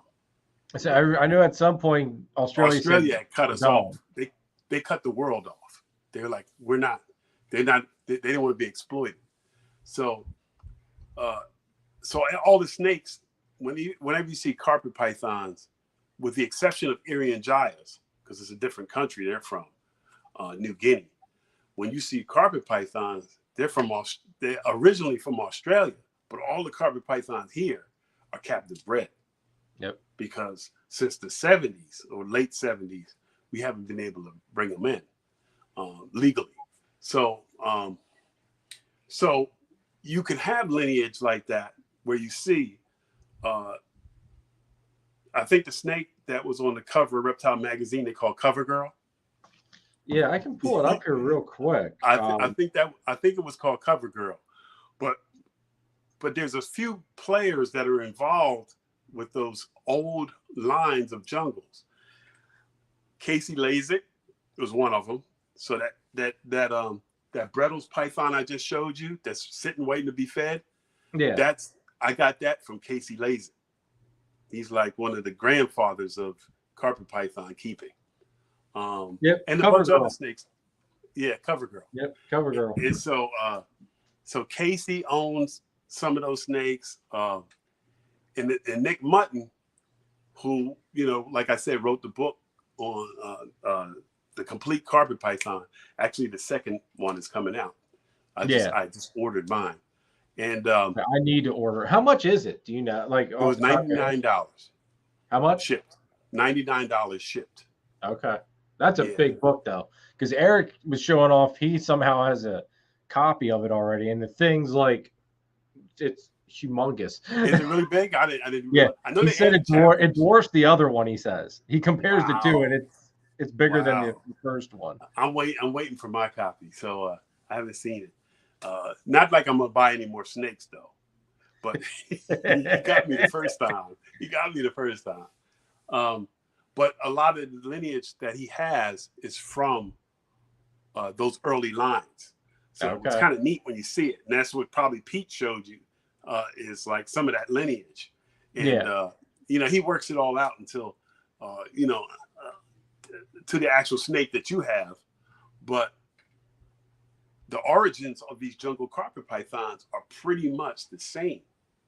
Like I said, it's all come from the same stock. And it's just that people mixing with different stuff, hopefully jungles, and you still have jungle carpet pythons. I know people that sell them and they won't call them jungle, they'll call them jungle type, because they don't want to, because they know there's a chance that it could be mixed. You could take a jungle and a coastal and put them together, and some of the babies will look like coastal, some of them look like jungle, and you can easily fool somebody, if that's your intent. And they think they're getting the jungle, but they're really getting a mix, They're getting, So my diamond jungle carpet python, most people look at that and they think it's a diamond python because it's a high percentage diamond. It's a high percentage diamond in the jungle. So the percentage of, ball python guys, all that crap. So it's probably like a 75% diamond, and Okay. it looks like a diamond pipe. If you go on my page, you can probably see it. I haven't been really active with that thing, but originally I put a lot of pictures up. And I say you were very. It seemed like you were really active on it there for a while, and it kind of just dwindled down. And yeah. But what happened was, one of the reasons I started getting back into breeding was, this is strange, but probably to some people, but my mother was sick, right? And I took my mother in, and so I could take care of her. okay. So I wanted to be able to do something where I was going to be home a lot, but I could still be productive. And so I have a duplex. And so my mother lived on the downstairs, and I live up in the upstairs with my wife. And but one of the rooms I use downstairs is my snake room. So I said, you know what? I'm gonna do these carpet pythons while I take care of my mom. So I did that for 13 years. And then my mom passed. She passed like a couple years ago. And then that's kind of how that all played out. But while I was doing that, I was on Facebook a lot. But then once my mom passed, it was like, well, now you got to go back to work, like real work. So I started in October. My profession is chemistry. So I'm a chemist. I'm a chemist by trade. So I went back to work, and I hadn't been in the field of chemistry for about 15 years. So I was like, I didn't think I was going to get hired. Like, they're going to say, this guy's a dinosaur. But, but hey, that's the only blessing probably with COVID, because there was so many job openings and, people, not just from people dying, but people just like, I know, the shift that people wanted to do something else. They like, I'm doing something else, this damn COVID, So, yeah, I started working again.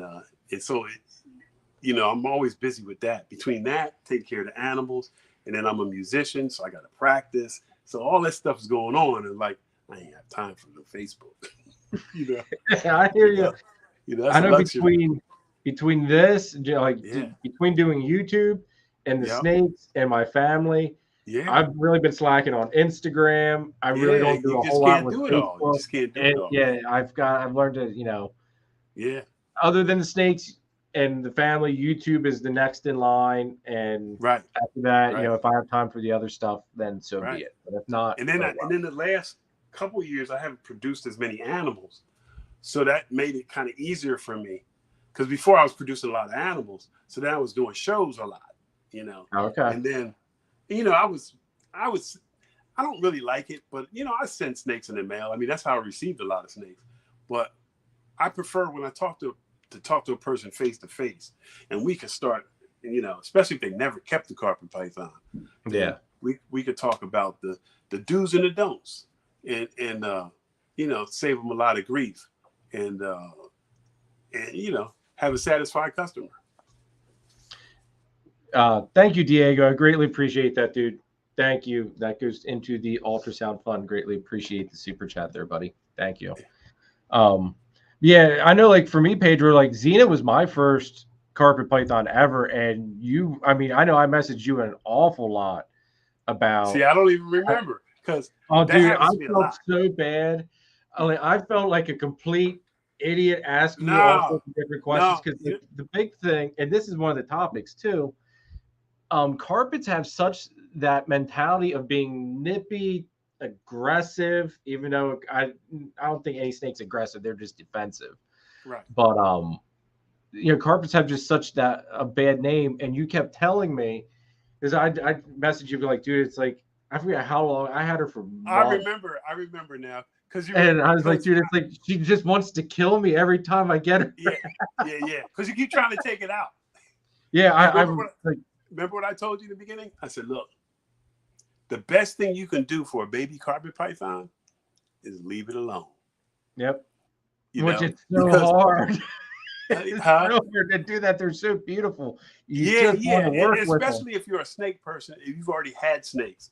And so you're used to holding your snakes. And then you got this snake that, well, you're not supposed to touch it, So yeah, I mean, the two hardest things, I think, for me That's a painful lesson to learn. So I learned that faster. They let me know. They like, we don't like to be touched when we're babies. But the other lesson is feeding. That was hard for me because here I am. I got 30 years experience before I even touched a carpet python that I've always been feeding every week. Yep. And now I got this snake that I'm not supposed to feed every week. So that was hard for me to get over, you know. But then once I, you know, start dealing with guys that were keeping carpet pythons, and they would explain it to me. They were like, look, you can't feed it every week, you know. Then I was like, oh, okay. All right. It started to sink in. And so now it's a natural thing for me. Now I have to work back the other way because I got a few colubrids and I end up not feeding them for a couple weeks. You know what I mean? You know, my king snake, he wants to eat all the time, you know. I got a California king that's, I guess, 16, 17 years old. Oh, wow. Yeah. So I had some other stuff. I have a hybrid.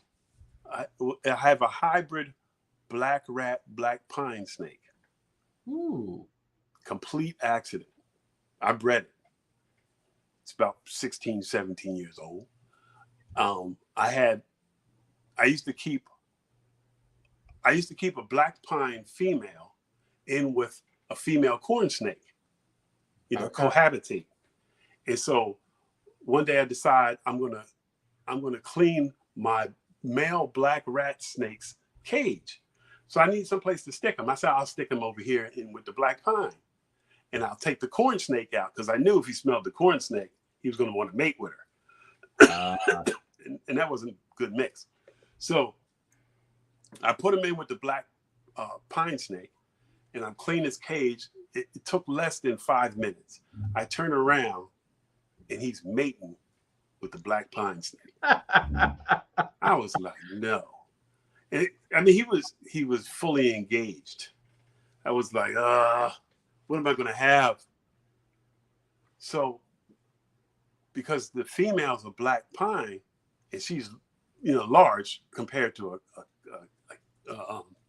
a rat snake, you know, she got pretty good girth on her. Yeah. And so I said, I wonder what the babies, if she, you know, ends up being pregnant, is what the baby's going to look like. So I said, well, they're going to be black, you know. So yeah, but it didn't really work out like that. So she laid 5 eggs, and they all hatched, and I think 3 of them had like this mosaic pattern, real strange. I said, well, they all looked like pine snakes. They all had pointy noses. Okay. And rough scales. They had the keeled scales and everything. They had the keel scales and pointy noses. But they didn't look really like black pines or black rats. It was really weird. We go into the wintertime, I put them in my basement. They escape. Right? You know, I put them down there for hibernation because I was kind of lazy. I was like, I don't feel like feeding these animals through the wintertime. I put everything in the basement except the carpet pythons. And so I put them in my basement and they escaped. I go check on them. I can't find them. A year and a half later, my brother-in-law's putting new windows in my basement, you know, new storm windows. So he takes the one storm window out, just takes it out, and there's nothing but a hole going right to the outside. And I'm standing there next to the window, like maybe 5 feet away from it, but it's off to my left. And I see a little movement in my periphery.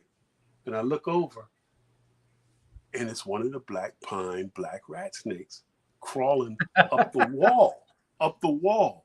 So, you know, it's got climbing skills like a rat snake. Yeah. But it still looks like a pine snake, right?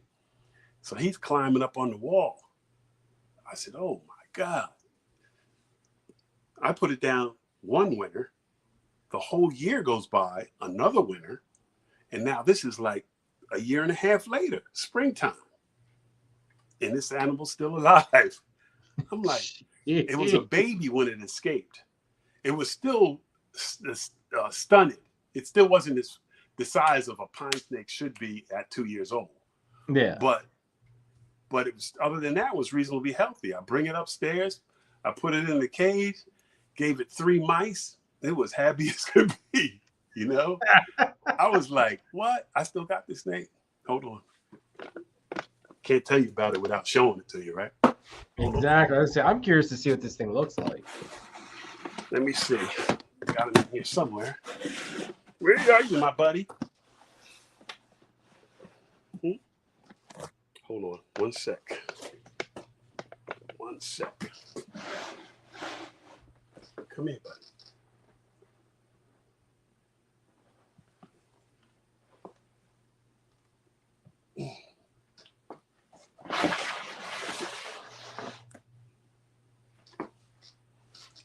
Let me put you up on the big screen here. Okay. There we go. This is him. Oh, wow. He's like 17 years old now. 17, 18, something like that. It does look like a pine snake, but Yeah. wow. Yeah, let me see if I get his face up here. I love it, like the pattern on it. That's just stunning. Yeah, the underside, yeah. It's like the broken black rat pattern. Yeah. But he's got his nose is pointy, right? Yeah. And I never heard him hiss. Like, pine snakes, they'll hiss. They get, Yeah, they get really puffy and vocal. Yeah, he's pretty tame anyway, but he's got a tumor also, so I don't know. Yeah, he's got a tumor, that poor guy. Snakes get a lot of tumors, man. If you keep enough snakes, you'll get some snakes with tumors. Huh. I've had them with tumors, they didn't last long.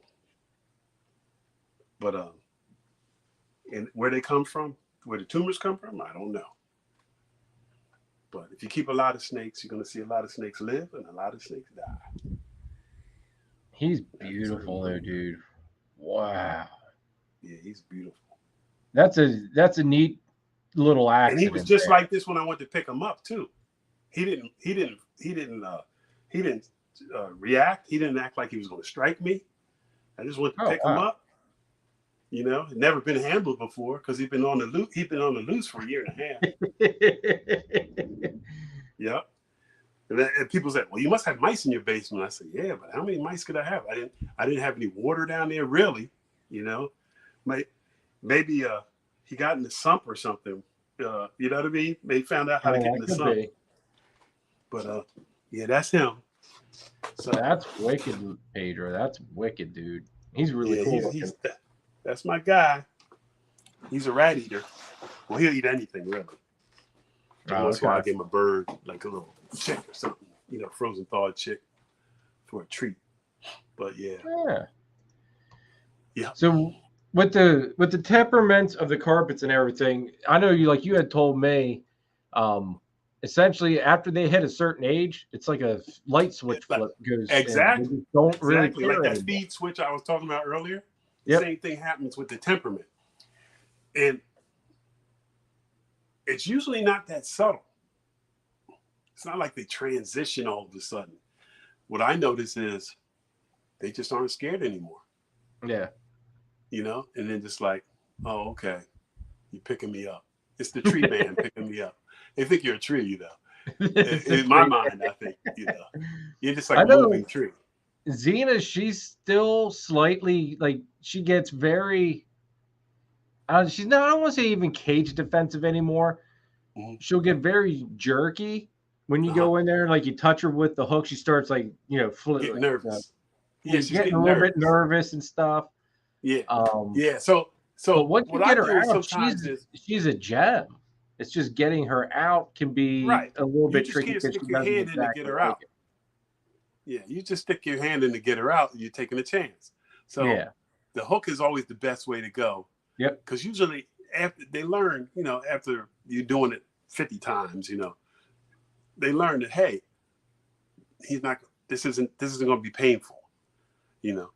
That's what I always try to think. I think when I'm dealing with a snake, I always wanted the snake to have a positive experience. I don't want to have a negative experience, because I've seen that in my own collection. Like I had one of my female coastal carpets, the 25-year-old, she had mouth rot about 15 years ago. And so I had to treat her mouth. So I'm grabbing her head, right? She got a big fat head. I grab her head and I'm cleaning out the mouth rot using I use like a dilute betadine or a dilute mouthwash, not Listerine, because it burns. But so I cleaned her mouth out, and I had to clean her mouth out, and which was I remember what happened. It was cool. Cleaning her mouth, I got cured the mouth rot. But I used to when I was cohabitating, I was cohabitating her most of the time I had her. But when she was younger, her and her brother were younger, their feed response was so strong that if I opened the cage, they're both coming at me. Oh, gee. Right? They would both be coming at me. And I had to figure out a way to get them out without hurting them. And my concern was, after doing it a couple of times, them hurting each other. Yeah. Because their food response is they're so heightened with ready to eat that the one brush up into the other one and then bam, they're locking onto each other. So they did that. They were about 7 years old, I think, when the first time that happened. And a little older. And I'm like, oh man, how am I gonna separate them? I'm trying, they're two big snakes and it's just me, and I'm like, how am I going to, they're like going for the kill. They're squeezing each other like they're going to kill each other, because that's what they'll do. Yeah. And so I had some rubbing alcohol. So I took a little rubbing alcohol on a Q-tip and put it in her mouth, in his mouth. It was like you could hear them scream. They were, wah! They both let go of each other. Their mouths were so wide because that alcohol burned the inside of their mouth. Oh, okay. 15 years, this snake for 15, when I would go near her, like I open the cage and go to do something in the cage, she would tuck her head. She remembered. Now, the snakes don't normally, carpet pythons, but they don't react like that. No, that's like they're not. They don't python. cow. Huh? Carpet pythons don't cower to nobody. She's like, oh, he's coming with that stuff again. I'm like, this animal still remembers that. Yeah, I am a firm believer in carpets. Like, you just look at them and you can tell they're thinking. They're very aware of what's going on. Right. Very, very right. aware. Especially when I come in my room, I turn the light on, and then they know something's going to happen.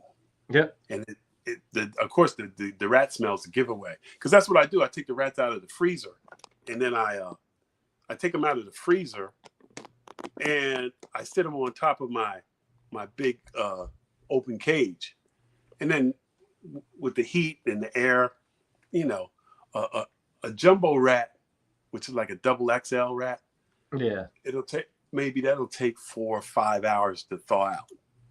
Okay. But like mice or small rats, a couple hours, they thaw it out, ready to go. They thaw quick. I don't heat them. I don't put blow dryers on them. People say, "Oh, you gotta heat it. You gotta heat it up. They're not gonna eat it." Garbage. They will eat. They will eat once they learn that, hey, this is how I'm getting fed. They're like, no problem. Now they're still going to constrict it. They're not like colubrids. Colubrids won't do that. If, like, for instance, a lot of my rat snakes I used to keep, when they realized they were just getting frozen thawed, they wouldn't even squeeze it. They would just grab that rat and go, just start chowing down. Yeah, and But carpet pythons, that's why I say they're primitive. They're like, no, I don't care. I'm squeezing the daylights out of it. You know. Yeah. So, yeah. Yeah. Yeah. And they like to eat. They like to eat hanging. Yes. So a lot of times, if I have snakes in the container, I'll pull the container out, feed them, and then let them hang off the side. Oh, okay. Because what they do is they orientate. Like so say the snake grabs a rat, it's going to flip upside down, spin around. Yep. So you hold it with its body, but let the weight of the rat go down its throat easier. You know, it helps it go down the throat easier. So that's what carpet pythons do. You'll see it typically. If you let your snake hang, it's going to flip upside down, and it's going to take that. It's going to be, you know, something to see. When you see it, you'll be like, you'll always want to feed them like that. She does. That's how all of the three here do it. They always eat upside down. I didn't think about it using gravity to its advantage, but you're right. Yeah, I never thought that's what of they're that. doing. Yep, they're using the weight of the animal, and then because sometimes if the snake is big and the prey animal is small, they have a hard time doing that because it keeps slipping out. It keeps slipping out of their coils, you know. So I'll see them; they'll be wrapping around. I've even had tweezers and just held up the tail for them. You know what I mean? Say, here you go, a little assistance, you know. So, yeah, that's funny. Can you walk us through how you do your breeding from start to finish, basically? Like right around. It's usually right around Thanksgiving time. Okay. Right around Thanksgiving time, I'll put the male in with the female. Simple as that. Put them in with the female. I don't adjust my temperatures in my room or anything because they're going to naturally adjust. It's going to naturally cool down in my room. And like I said before, I put the male in there with the female, and as long as he's interested in her, you'll know he's interested. As long as he's interested in her, I'll leave him in there. But if he doesn't show any interest in her, I'll take him out. Now I might take him out for a couple weeks. You know, maybe he's just not ready. Like his hormones aren't shifted to mating. Yeah. And so I'll take him out maybe a couple weeks, and then I'll try him again, see if he's interested. But during that end of November, December time period, that's when I'm trying to put males and females together. Okay. Now, I'm talking about jungle carpets, coastal carpets, that they're wintertime breeders. But now, if I'm trying to breed Brettles or diamond pythons, I wouldn't put them together. I'd still cool. In fact, I got to go through a more deliberate process with them. I have another room where the temperature drops down to 50 degrees consistently, and I'll put them in the cool room all night. And then with my diamond python, the heat comes on, it'll warm up during the day. But with the Brettles pythons, I'd have to every day I'd go take them out of that room and bring them back and put them back in their regular cages so they can heat up during the day. Okay. All right. Yeah, but so they're a little trickier. But with jungles and coastals, you don't have to do that. So and with jungles and coastals, you're putting them together in the wintertime. The Brettles, diamonds, you're putting them together in. Oh, he's shedding. Check that out. The snake I just had out. He's shedding. I guess I motivated him. With them, you don't put them together till the springtime. So that's the difference. But other than that, put them together. When the male loses interest, that's when I take them out. Real simple formula. Now, roughly on average, when are you seeing clutches of eggs drop then? Usually March. Okay. Right. Usually March to April, to the beginning of part of April. If I'm following that schedule, so you figure 2 months after the female is impregnated, she's going to lay eggs.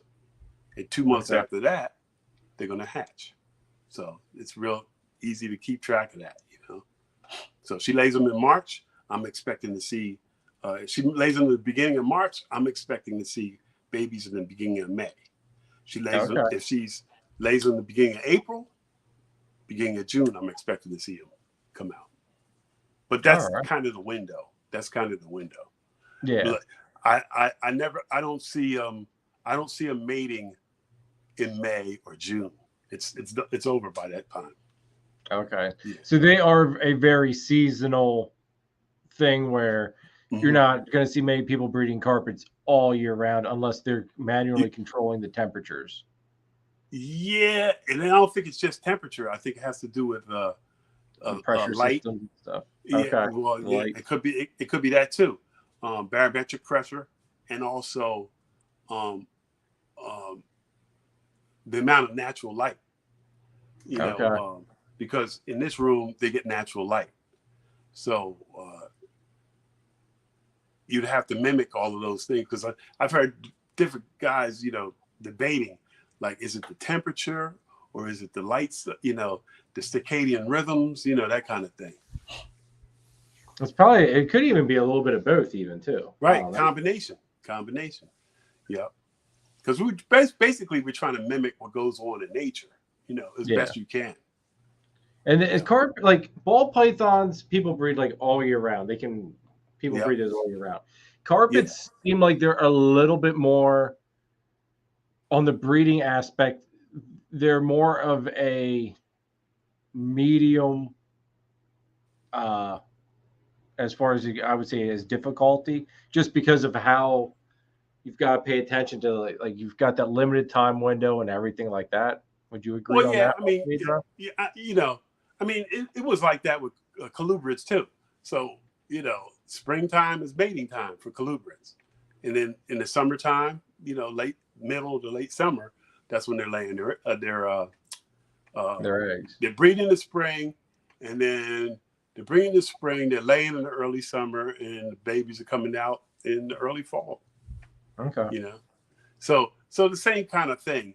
You ball python people are really spoiled. We are. I'm not gonna lie. We are. You know, when I hear some people say, "Well, they breed any time of year," I'm like, "What? Every time of year? What? I mean, what breeds? No, anytime. I'm like, what? Just have to I've got one pairing up now. Yeah. I actually just cut my clutch number 3 of the season. They were supposed to hatch tomorrow, but they pipped last night. So I went ahead and cut those. Yep. Cut them, and just to make sure there were no issues. Yeah, I do that once in a while. You know, if it's taking too long, I think it's taking too long. But I usually give them a few days to hatch. And, and it usually works out. And I usually get one or two stillborn, you know, in a big clutch. You know, like Mamacita, she'll have 25, 27, you know, babies. So, wow. So yeah, I get a couple that won't hatch, that didn't hatch. But that's what you keep king snakes for. I was gonna say that I want to get a king snake just basically to that way there's nothing going to waste. Nothing goes to waste with king snakes. Yep. No. So in fact, I just got a couple of baby Californias, and I got a couple more coming to me from some friends of mine. Yeah. So, okay. See, that's what I want to get is a California. I don't know why. I guess it's the black and white contrast. It just really attracts me. Yeah, that's what I like too. I like that too. But I like those Eastern, but you don't see them. I don't even think I can keep them here in New Jersey. But you know, New Jersey's got a lot of restrictions. So, yeah, I know you and I had talked about that too. Even just to be breeding and stuff, you guys got some couple restrictions. It's a pain. You were saying that PA doesn't have. Yeah, Pennsylvania, you can have a monocle cobra in your house. You know. Yep. They try that in New Jersey, man. They have you on the news with your hands behind your back. You know, yeah. They don't play in New Jersey, man. But yeah, you know, for me, I got to get ready to go. But all right, I appreciate you having me on. like I said, if anybody's interested in carpet pythons, I'll be in Baltimore for the Repticon. I'm easy to get a hold of. Funky Morelia. Morelia is the genus of carpet pythons. It's Morelia spilata or spilota is the species, and then depending on what kind of carpet python you have, there's usually a subspecies name. Yep. So added on to that, but yeah. So I call it Funky Morelia because the first clutch I had, Mamacita had. I bred her with a snake called California Dreamer because I got it from California. So and I don't have much imagination. So but I like the song. So it is a good song, yeah. yeah. So I bred with California Dreamer, and I still didn't have the right incubator. I had like a Reptivator, which is a small thing. Yeah.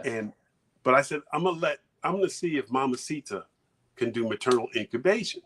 It was the first time I had a python lay, well, other than the coastals years ago, but I didn't hatch them. I said, I'm gonna see if she could do maternal incubation. So she had the eggs for about a week. And then finally she came out of the box, the lay box, and sat under the heat lamp. Because that's one time she would like to bask when she, dealing with those issues. But I said, let me check on her. So I lift the lid up, and she's got the clutch split in half. So she's not sitting on the whole clutch. She's sitting on part of the clutch, and then other parts not getting any heat. Yeah. So I said, man. So I scrambled. I grabbed the eggs. I said, she's just not up to the task. And I think this is because she was so large. She's like an 8.5 foot snake, big girth. I think it was hard for her to get around those eggs and just sit properly. So I pulled the eggs, and I had a Reptivator, which is like a little styrofoam box with a fan on top. And, they sell them for like $100, save you money. And so I put them in there. I put the eggs in there, and about half of them hatched. The other half went bad, right? When the babies came out, I looked at the babies, and the first thing I thought was, damn, these are some funky looking snakes. you know what I mean? They were all different patterns and shapes. And I was like, what the heck? And I think that's due to not having the proper consistent incubation temperatures. Oh, okay. So there was some fluctuations in there and stuff, and I think that played a part in it. But there was about 9 of them that survived, and so I said, you know what? And then I'm a Parliament Funkadelic fan from way back, so I said, Funky, that works for me. Funky Morelia, I know it's stuck with me. I love it. All of Pedro's information, everybody, is in the description down below. So make sure if you have any questions to hit him up. Hit me up anytime. It might take me a little while to get back, but hit me up. Yep. I know I hit him up whenever I got a question or need an answer about something, and he's very prompt with it. So I do want to thank you for that, Pedro. And if I don't know the answer to something, I'll make it up. You'll find the answer. I know you would. I do want to ask you one more thing. Go ahead. Your thought on the gelatin jungles. How do the gelatin jungles? How do they? I don't know. I think that's a locality too. Okay. Yeah, I believe it is because from what I've seen, they stay more. I'm going to just say exantic like looking. They seem like they're a little bit more like black and white or gray and I've noticed that too. But if you're interested in them, the person you need to talk to is Nick Mutton. I say, well, I was gonna say because I know Nick is the only person I've seen that sells them. Yeah, but you have to get. He's easy to talk. He's easily accessible, but you better lay about 2 hours out of your day out. Because he's going to keep you on that phone. That dude is so knowledgeable. It's unreal. He knows so much about these animals. Um, he like, he needed to write a book. He needed to write 2 books. So yeah, he did. and the second book's bigger than the first. Yeah. He's fantastic though. Yeah. I'm actually going to see if I can't get him to come on the show. Oh man, you'll love it. I think that would be a great. I think he'll probably do it too. Well. He'll probably do it. Tell him I did it and I recommended him. I'll do it, Pedro. I appreciate it. Yeah. And I'm still mad at him though. Well, I know. I'll never forget it. The exact words you said to me when I picked up Xena from you were, "This is how it starts. Welcome to the addiction." And I just thought, snakes are really addictive, but I didn't really fully grasp it until a couple months into it. It's like, okay, I need another carpet. And then that's when I decided, you know what? At some point, I am going to breed these things. And you know what I tell people that typically that they want to get a carpet python but they've been dealing with ball pythons for a long time. I tell them, get ready to sell your ball pythons because this is gonna mess you up. This is gonna mess you up. This is like snake crack. You're gonna be like, my God, I gotta have another one. It really see all is. those colors and stuff. You'll be like, and just the interaction, to be able to interact with that animal like that. Yeah. It's like the best, I think. You take all the qualities of snakes that you like and you put them together, and that's a carpet python. Yep. So, for instance, a reticulated python. Carpet pythons, reticulated pythons have some very similar, except the reticulated python is big enough to eat you. So, you see what I'm saying? When you're keeping them, if you keep any snake, if you've kept king snake, a corn snake, a rat snake, any of those, you're basically keeping them the same way. But it's a bigger snake, which for me, I'm a big dude. I like big stuff. You know what I mean? I don't want no little tiny snake. People talk about, I have a sand boa. I'm like, oh, that's nice. I'm like, is that really a snake? So now I'm just busting on people. But I don't have sand boas. I know my buddy Nathan has a couple sand boas. Don't get offended. But now you have a snake that has a little size to it, right? But is it's resilient, and we say a lot of times it's a showpiece. Yeah. You know what I mean? You could have a cage in your living room set up with, branches and, nice light. And you have, like, your snake is sitting behind you and it's all perched up and curled up. Yep. I mean, that's something to see. It's a beauty, dude. I love coming down in here. That's the first thing I look at every day. Yeah. Now I'm a snake lover across the board. So ball python. I like ball pythons, but I like ball pythons that have the natural color. Okay. They don't have to be just normals. I mean, I don't know all the names and stuff, but basically a brown and yellow, or brown, brown, mostly brown, some other color in it. I like it, so it's just a different kind of animal. When you're talking about carpet python, it covers everything. It climbs. They live a long time. Hardy. If you work with them, they're puppy dog tame. So and they're not going to kill the dog or the cat. And eat it. So there's some. I don't know. Well, they might kill it, but they probably won't eat it. I was gonna say that they won't. They shouldn't hopefully eat it. Yeah. My 25 pounder over there. She'll probably eat a cat. I know. I have a good friend, Nicole, from Lady Tiz Exotics. She keeps a lot of reticulated pythons, and she came up here. I had a cookout in July, and she came up and she was on how carpets always look so what's the word I want to use? Intimidating. It's Uh-huh. not that she's afraid of them, but they have intimidation look to them, like the Yeah. head. I They think look like no head nonsense. pattern too, a little bit, you know. Yeah. Um, They like, you know what? I think most people like they'll come by my table and they're like, yeah, but first they'll ask me, do they bite and stuff like that. But then some people will be more descriptive and they'll say, but they got those big heads. you know, and I say, that hey, just that's makes what them I so much noticed neater, though. when I first saw them, and I was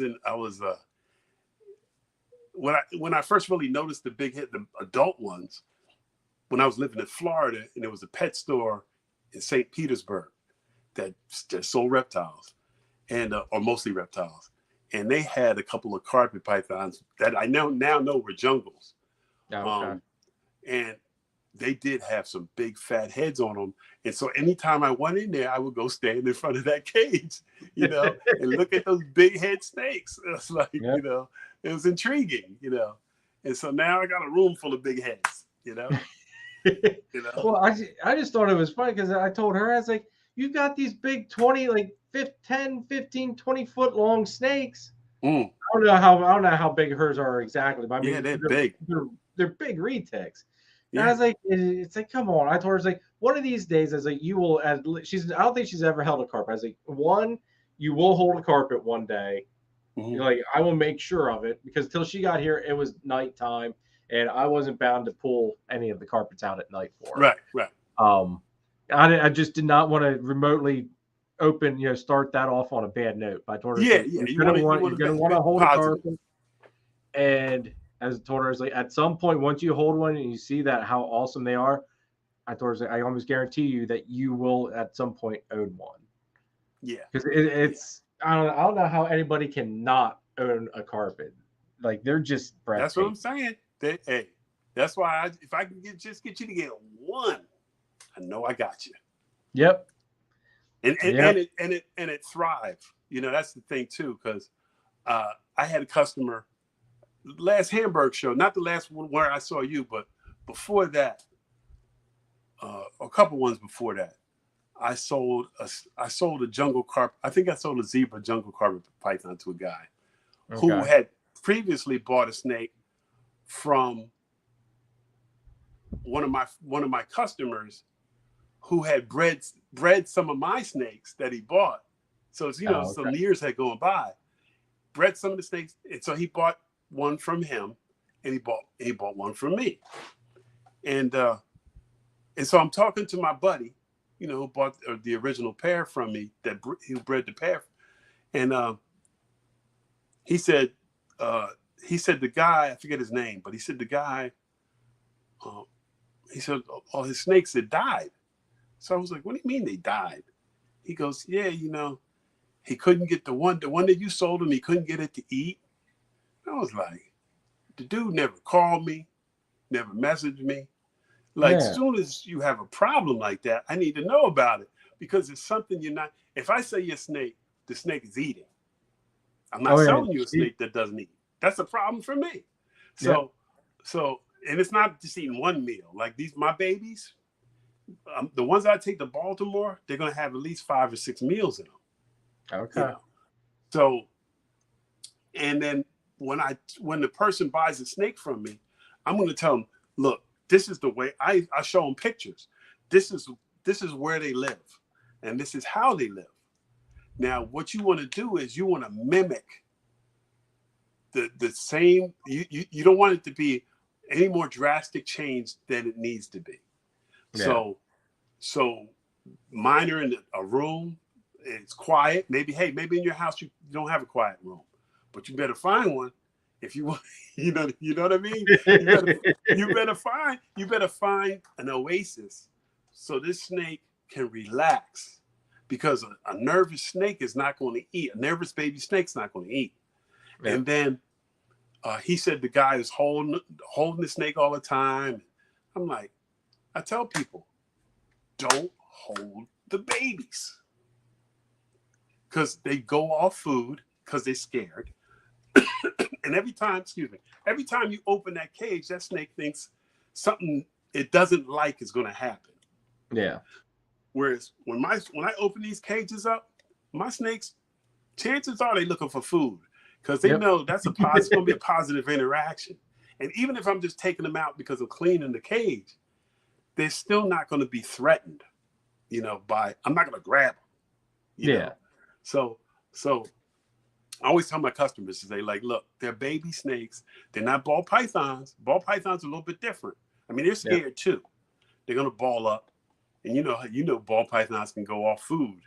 But oh yeah. but yeah. but yeah. But at the same time, if you respect the fact that they're babies and that they need time to adjust, I said, you could have a snake that lives 20 years. Yep. You know what I mean? If everything goes well for you, without any hassle, I tell them, I try to sell, when I sell a snake, I try to make sure it's on frozen thawed. Sometimes it's not. I let them know. I say, look, it's not on frozen thawed yet. It's on, you're going to have to feed it a live mouse or a live, never a live rat, but a live mouse. Because by the time they get big enough to eat a rat, they're on frozen thawed. Okay. I'm not feeding snakes rats that are living rats. Don't have to. Nobody has to. People. Well, I know, I had my buddy Chris. He came up and he helped me get her switched over to rats with some scenting and stuff. And it took a little bit of time to get her to convert over. But you gotta let them get hungry. She just smashes them. You gotta let them get hungry. I just switched a couple over last feeding that never had a rat before, the same age as her, or maybe a year younger. And because I'm not in a rush to get them on rats. My rule of thumb is when they're big enough to eat a large mouse, like a breeder mouse, that's the time I want to switch them over to a hopper rat. Oh, okay. And sometimes sometimes I send them. I mean, I always scent them, but sometimes that doesn't work. Sometimes I grab them and they'll grab them because of the scent, but then they'll let them go. Yep, that's what she would do. They'll be like, I don't want that. You know what I mean? Yep. So what I do is, last time what I did was I got two of them, two to eat that didn't want to eat it, a rat. I took the rats and I let them thaw out. I washed them off. I washed them off with dish detergent. Wash the soap off real good. And then I dry them, I pat dry them with paper towel. And then I throw them in a Ziploc bag with mice. Yep. Right. And then with frozen thawed mice. And then I just squish them together like that a little bit. Or I don't have any right now. My preferred way is really, I use in a Ziploc bag, I take used mouse bedding. Oh, okay. Yeah. I got some last week at the pet store. They looked at me kind of crazy. Like, you want what? I'm like, yeah, give me a couple handfuls of used mouse bedding. Because, it's got the droppings and it's got the scent. Yep. And then you shake it up and I let that sit for a couple hours. Now, the last time, but the last two I did, I let them sit for a couple hours and then they still didn't want to eat them. So you know what I did? I put them back in the bag and I put the whole bag in the freezer. And then the next time I was ready to feed them, I took it out of the freezer, thawed it out. If they didn't smell like mice then, they weren't going to smell like that. They smelled like whatever they smelled like, both of the snakes ate. Oh, okay. But they were hungry too. So sometimes you got to let them get hungry. If you're feeding them every 2 weeks or whatever, they're like, I ain't eating that. I'll wait. That's basically what she was doing. I mean, but hey, give them a month and then try them. Yeah. They'll be like, I don't know when the next meal's coming by. I'm going to eat this rat. I'm going to take this sucker quick. yes. So that's what happened with me. So it's all little tricks, man. I've done all kinds of crazy stuff. I've used thread and tied a frozen thawed chick to the head of a rat. And there's a way to do that too. I found out the hard way. Because I had the snake, in fact, it's on my shirt here. he would grab he would eat mice. So I would take a mouse and sew it to a rat. He would grab the mouse, and when it got down to where the rat was, he'd try to shake it off. I was like, this guy is trying anything not to eat a rat. I never got him to eat a rat. That's funny. Yep. But they got intelligence. They know. Like he was like, it got to the point where he wouldn't even grab the mouse if it was attached to a rat. Oh wow! I was like, oh, this guy. All right, so he's a mouse eater. But I got her switched. If I went in with the rat, she would go up to it and she just turn her head. Right. But if you went in there right afterwards and you went in there with the mouse, she'd just come up and boom, take it like, without even second thinking. She'd just nail it. It's like mine to get smart. So I try them with a rat first, and they won't take it. So then, especially if they grab it and let it go, then when I try them with the mouse, they're hesitant. They're like, "That's not a rat. I mean, that's not a mouse." They're looking at me all sideways. Then finally, I'll tap them with it. Carpet pythons are funny. If you tap their bodies, they're real sensitive. Yeah, they don't like that. Their bodies are as sensitive as our fingertips. You know, snakes in general. So when you touch the tail of a snake, it's like you're touching the tip of his finger. So I touch them on their body somewhere, and then they turn around quick. They're like ready to go, you know, because they're very defensive too. So, you know, all the little tricks, you know, you learn from dealing with these animals, you know. Oh yeah. Yeah, they're teaching me. I'm not teaching them. Yeah. Timothy wants to know where can we go to see the snakes you have available? The Repticon in Baltimore. Where's Timothy? Timothy, where are you located at? I don't remember when I went through putting all your information down. You don't have a morph market, do you? Or do you have a morph market? Okay. No. Well, I think I signed up for morph market, but I've never used it. Okay. Yeah. And I'm signed up for what's the other one? Not King's Fauna something? Fauna Classified. That's it, because I think Riley's switching from Morph Market to Fauna Classified. He's having a big experience. Yeah, I've been on Fauna Classifieds too. And, you know, I'm not a volume guy, so I'm not selling a lot of animals. So I understand guys using those pages. But hey, it's my little social thing. I get to go to the shows. I get to meet people, you know. So it's easy for me to do it. And then, you know, I just do local stuff that's close to me, you know. Yeah. You know, within a couple of hours. All right. He says he lives in Southern California, but he's originally from Baltimore. He was local. Now he's not local. Yeah, he was local. Now you're way away from local. Yeah. I'm sure if you hit him up, Timothy, hit him up, and I'm sure you guys can figure something Timothy, out. hit me up, man. I'll take some, because in fact, I ran into a guy here at the pet store who I have to take pictures for, because he wants to see what I have. So, I need to update my pictures, with the snakes that are available now. So hit Pedro up, Timothy, and he'll get you. Hit me up, man. Hit me up. SoCal Timothy. Well, we're at 2.5 hours. I know you said you had to call it. Yeah, I got to run about half hour. I got an early day. So I got rats to feed, and I got an early day tomorrow. No, that's right. Yeah, I forgot you got to feed yet. Just hang on 1 second yet, Pedro. I'm going to wrap this up, and then. So everybody, Thank you so much for joining us tonight. It was an epic episode. I think I enjoyed. I never get to talk carpet pythons really with anybody, other than you're the second person. Riley was the first. Other than that, you guys are the only carpet python people I've had on.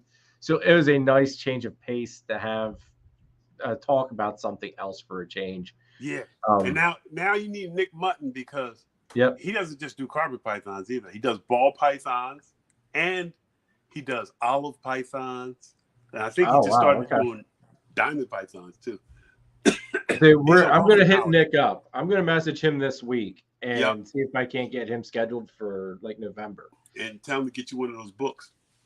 Yeah, yeah. I'm gonna have to get a book because I don't have the first one, so I need to get the second one. Yeah, I'm yeah, determined on that. definitely. But everybody, again, thank you so much. If you haven't already, hit that subscribe button for me, please. I'd greatly appreciate it.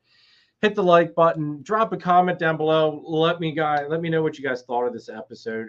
I'm completely thrilled with it. I know I'm going to be going back to it and rewatching it for when I need some tips and tricks and some pointers here for the breeding season, just that way I don't have to bother Pedro too much. No But bother. I'll definitely still be hitting you up, Pedro. I have no doubt No on that. bother. No bother at all. But that's gonna be it for tonight, everybody. This week's video on Wednesday should be, I think it's my pickup that I got while I was doing the tour there at Nathan from Infinite Possible Pythons facility. So that's gonna be, I think that should be the video for this week because that video was holding up me dropping that video. So now I can actually drop it. So I'm pretty sure that's gonna be what this week's video is. So next week we have on the 25th we have King Austin from Royal Highness Pythons coming on. So that's going to be another great episode because this is going to be part 2 with King Austin. Austin could only give us like an hour last time for his first part. So this time hopefully we can have him a little bit longer and see some snakes. And just a couple things to look forward to in the near future. We've got Brian Gundy coming on October 16th. We've got John and Christine from Triforce Morphs coming on October 9th. Sarah from DS Royals October 2nd. I know I kind of really went out of order on that one. I'm really sorry, guys. October 22nd, we have Sal from Gomez Pythons. That's a Saturday. So make sure you guys remember that. I'll remind you when we get closer to the time as well. October 30th, we have Chris from Balls Deep coming on. November, yeah, Balls Deep. He's vents at a lot of the local shows and stuff. You've probably seen him around. Man, I go by his table and I just grab a card. I'm like, I got to use one of your cards. I'm going to have fun with this. On November 6th, we have Catherine. I'm naughty like that. Serpents. What's that? I'm naughty like that. hey, if you breeding snakes, you got to be a little naughty. Exactly, you do, you really do. And then the last one that I have on my schedule here is November 12th. I have Brian Cusco coming back on from Triple B for a part 2, and that's actually the same day as it's a Saturday. It's the same day as my Gettysburg Reptile Expo, so I'm bending that one. So that's going to be a jam-packed, crazy. Oh, you're doing day. Gettysburg? What's that? You doing Gettysburg? Yep. Yeah, that'll be my very first show vending.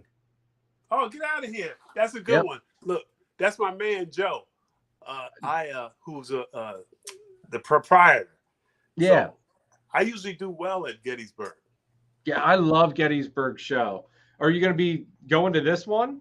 I don't think we're doing this one. I think his tables are sold out. And I usually do it with my buddy Rick, the cage builder.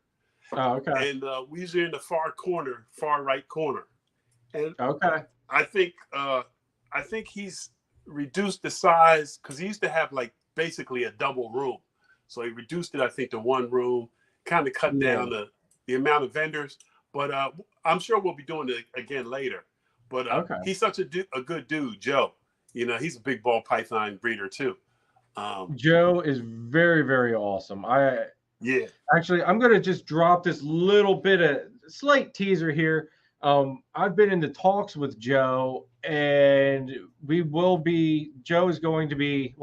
Joe and the Gettysburg Reptile Expo are going to be sponsoring some of the episodes coming up on the channel. So that's really exciting. He's getting a little advertisement professionally done. So we're just kind of waiting on that. But that was the big news that I kind of teased about last week. But Gettysburg Reptile Expo will be advertising on the channel and supporting the channel. So I'm really excited about that. See, you're talking to the right people, dealing with the right people. Yep, I'm doing my best. That's important. So listen, I'm getting ready to go, but before I go, I might as well give you a little treat. So hold on. Oh, all right.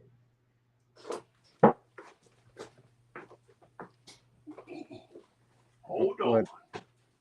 Something tells me Pedro needs to be on the big screen here for this one. Yeah, you're gonna have to put on the big screen. And I think I got it lined up pretty good here. So let's see.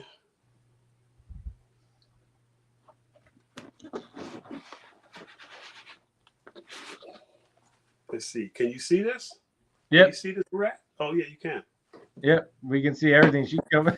That's a big girl, right? Yeah, she is. That's a extra large rat. And what I do is, it's the best time to clean the cage. That's true because the mouth is full, so they're not going to be worried about you. She is busy. She's got some nice size to her. I got this snake from Nick Mutton. Oh, okay. This is a Harris line Brettles python. If you can That's see, beautiful. let me see. Harris line Brettles python. Here, if you can move that. Sorry, baby. I know I'm messing with you while you're eating. But she's not gonna let that thing go. No. She's got it wrapped up just right, so that way she can just start chowing down on it right away. Yeah, but it's a nice snake. She got the fat head though.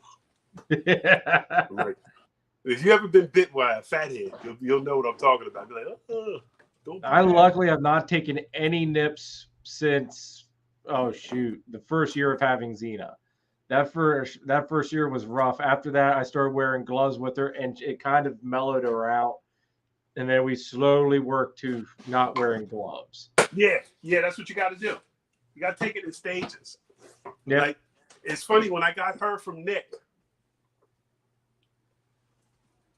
Hold on a second. Definitely, I'll let you guys know the Saturday dates, and I'll send them to you. I got her from Nick in 2004. Right? Hold on. Got her from Nick in 2004. She fit in this. Isn't that crazy? You was little. That's crazy, isn't it? Little tiny. Her and her head brother. probably doesn't even fit in that anymore. Her and her brother. Now she's probably close to 7 foot. I believe it. I think Xena's probably close to. I bet you she's pushing 6 foot at this point. Yeah, they get long. They'll get long, to a point, and then they'll thicken up. Yeah. But listen, I gotta run. It's been a you're pleasure. good, Pedro. I'm gonna wrap it up. I hope you don't come up and bite me on the face like Steve Irwin.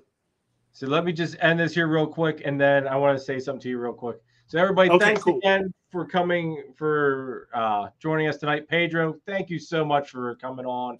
I really appreciate it, brother. It was a blast having you on tonight. My pleasure. So we're going to wrap it up, everybody. We'll catch you next Sunday, and you'll see me on Wednesday's video. Until next time, later. Later.